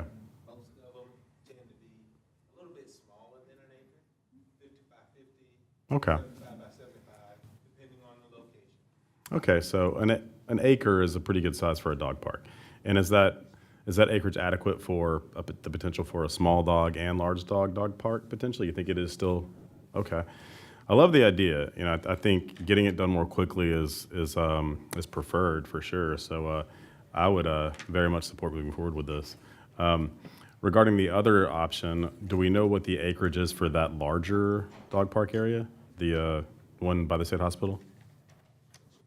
No idea about the acreage. We own probably 300 acres. The lake takes up a huge amount. We're of going to have that a 300-acre dog park? No. I'm just letting you know what we own. Make money. A dog ranch? The only point is that there are several very large dog parks in the Metroplex, and we do not want anybody to think that what we have an opportunity for at Ben Gill matches one of these big mega dog parks, right? This is still a small-scale, small-city dog park option. If council wants to 3, 4, 5 years from now pursue something larger at the Wildwood Lake location, hey, that's going to be out there, but that's just not going to be a near-term thing. This is about as big of a dog park as you could provide reasonably in the near term. So yes, I would very much support moving forward with the near-term dog park. The only thing I wanted to mention is I have had some concerns raised in the community regarding dogs going to dog parks and spreading kind of canine illnesses, that kind of thing. I'd like to get some data around what the risk is there, to kind of understand if the negatives outweigh the positives. But generally speaking, I think the vast majority of folks are in favor of it. We will follow up with that when it goes to the paddock board, and the paddock board will also get some numbers from Glenn on what we see with operational cost. It's no secret to say that on the operational side that Glenn's Parks Department is very staffing challenged, and this is kind of a backbreaker of an effort. These take a lot of maintenance to keep them sanitary, so I'm glad you brought up the health impacts of it.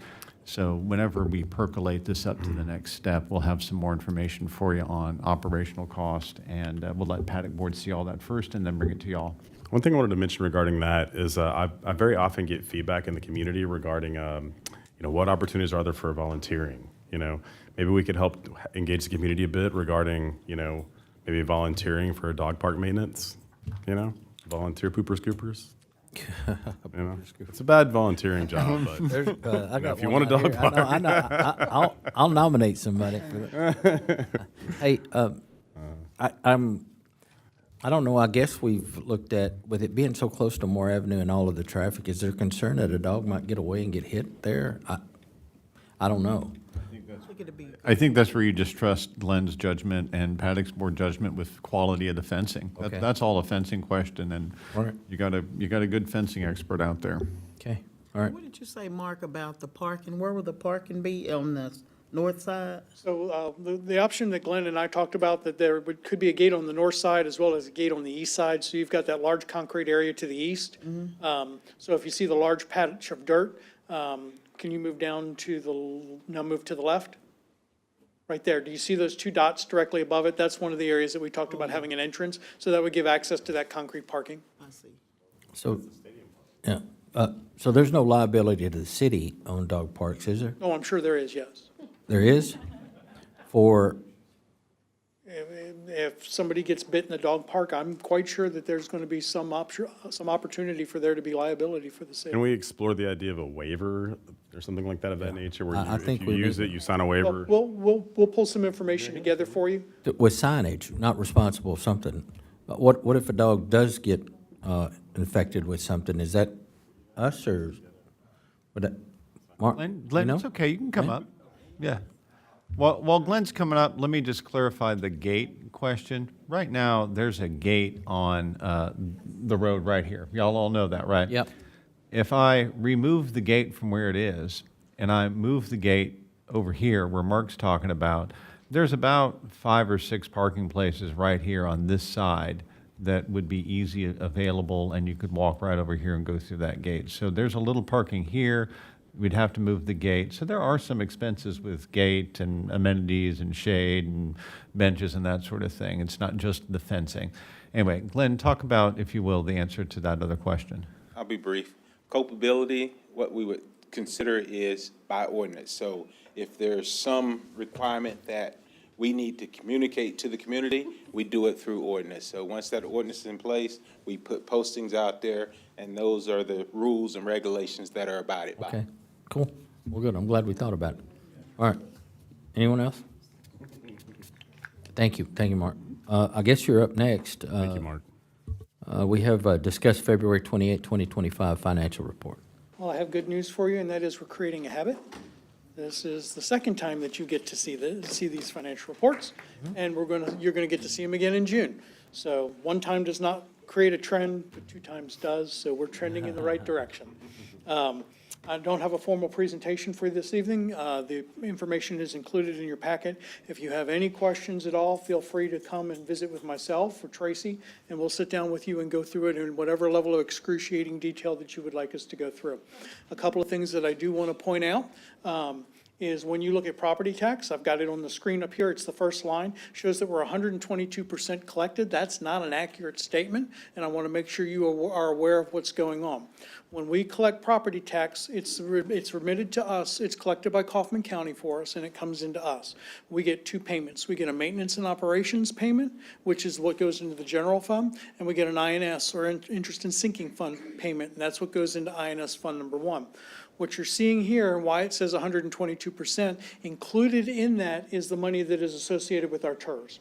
There has to be an analysis done to determine what was paid for each of those TERS that came in from the county, because the county does not track that for us. So between staff or our third-party consultant, we still have to do that analysis to move those funds. So if you look at the general fund today with that excess funds in there, it shows that our total revenue by category, we're at about 64% collected. If you were to normalize that, and just for the sake of this discussion, if you were to take the property tax number and say, if we collected 100% and didn't reflect the excess, we'd actually be about 50%, 57% collected. So that puts it in a little bit perspective. So, but that analysis hasn't been done yet. That'll be done in the next couple of months, and we'll get that cleaned up. The other big revenue that is located in the general fund is sales tax, and sales tax is trending right along our budget projections. So we're very excited about that. And in terms of expenditures in the general fund, we're trending about 40%. These are the financials through the end of February. Just on a straight line projection, that would put you at about 41.7% of the way through the year. So for the most part, general fund is performing at or slightly below budget. Bless you. The other area that you might notice as you go through this report, is utility fund. One of the areas that we're running a little hot on expenditures is in water distribution, and we're doing some analysis to figure out why. It looks like we've got some overtime expenses in there because of some of the issues that we've had with the water utility. So we've got some overtime that's running pretty hot there. And then we've got some large consultant fees related to some of the legal issues that we have going on related with one or more of the local utility districts. Okay. Anybody have any questions? All right, thank you, Mark. Thank you. Again, if you need any further data, or if you dig into it and want some more questions, please reach out to our Assistant City Manager, Mark Mills. Next item on the agenda is consent agenda. Council, we may take all of these together at one time. Is there a motion on the consent?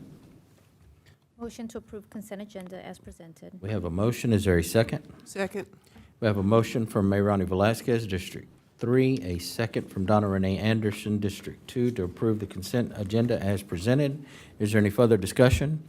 Hearing none, all those in favor, let it be known by stating aye. Aye. Any opposed? Motion carries unanimous vote of those present. At this time, we're going to adjourn into executive session in accordance with Section 551 of the Texas Government Code to discuss the following personnel matters. 551.074 personnel matters, Section 551.0787 deliberations regarding economic development. We are now in executive session.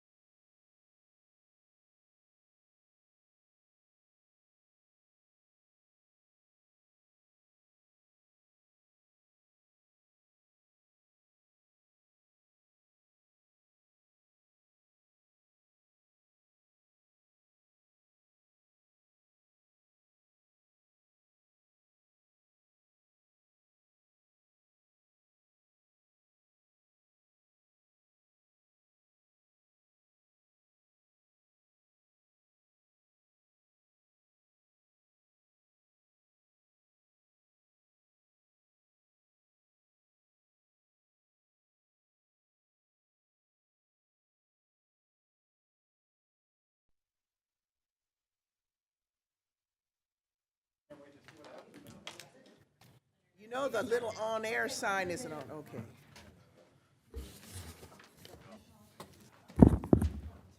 At this time, we're going to reconvene into regular session and consider action, if any, on items discussed in executive session. To the council and to the public, I want to say that we have received a notice of retirement from the city of Terrell by our city manager, Mike Sims. And we want to thank him for his service to our community. And wish him the best as he moves forward. I know he's trying to get back closer to family, so Mr. Sims, thank you so much. It's been an honor for me in my first 2 terms to work with you, and I certainly appreciate that.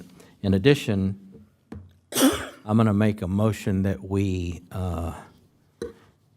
put our Assistant City Manager, Mark Mills, as the interim city manager. So I'll do that in the form of a motion. Is there a second? Second. We have a second from Stephanie Holmes Thomas, Mayor Pro Tem District 4, to appoint our Assistant City Manager, Mark Mills, to interim city manager. Is there any further discussion? If you wanted to say something now.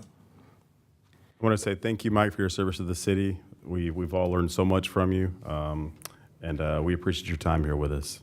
I wish you all the best in your future endeavors. Okay. Anyone else? Thank you. Mike? Thank you. It's been an honor. I'd like to say the same thing. Thank you for your city, for your service to the city of Terrell. I also want to give my thanks and my appreciation for the time that you have given to the city of Terrell. I know you hold the city of Terrell dearly in your heart. Appreciate the guidance, and I wish you the best of luck in the next city. Okay.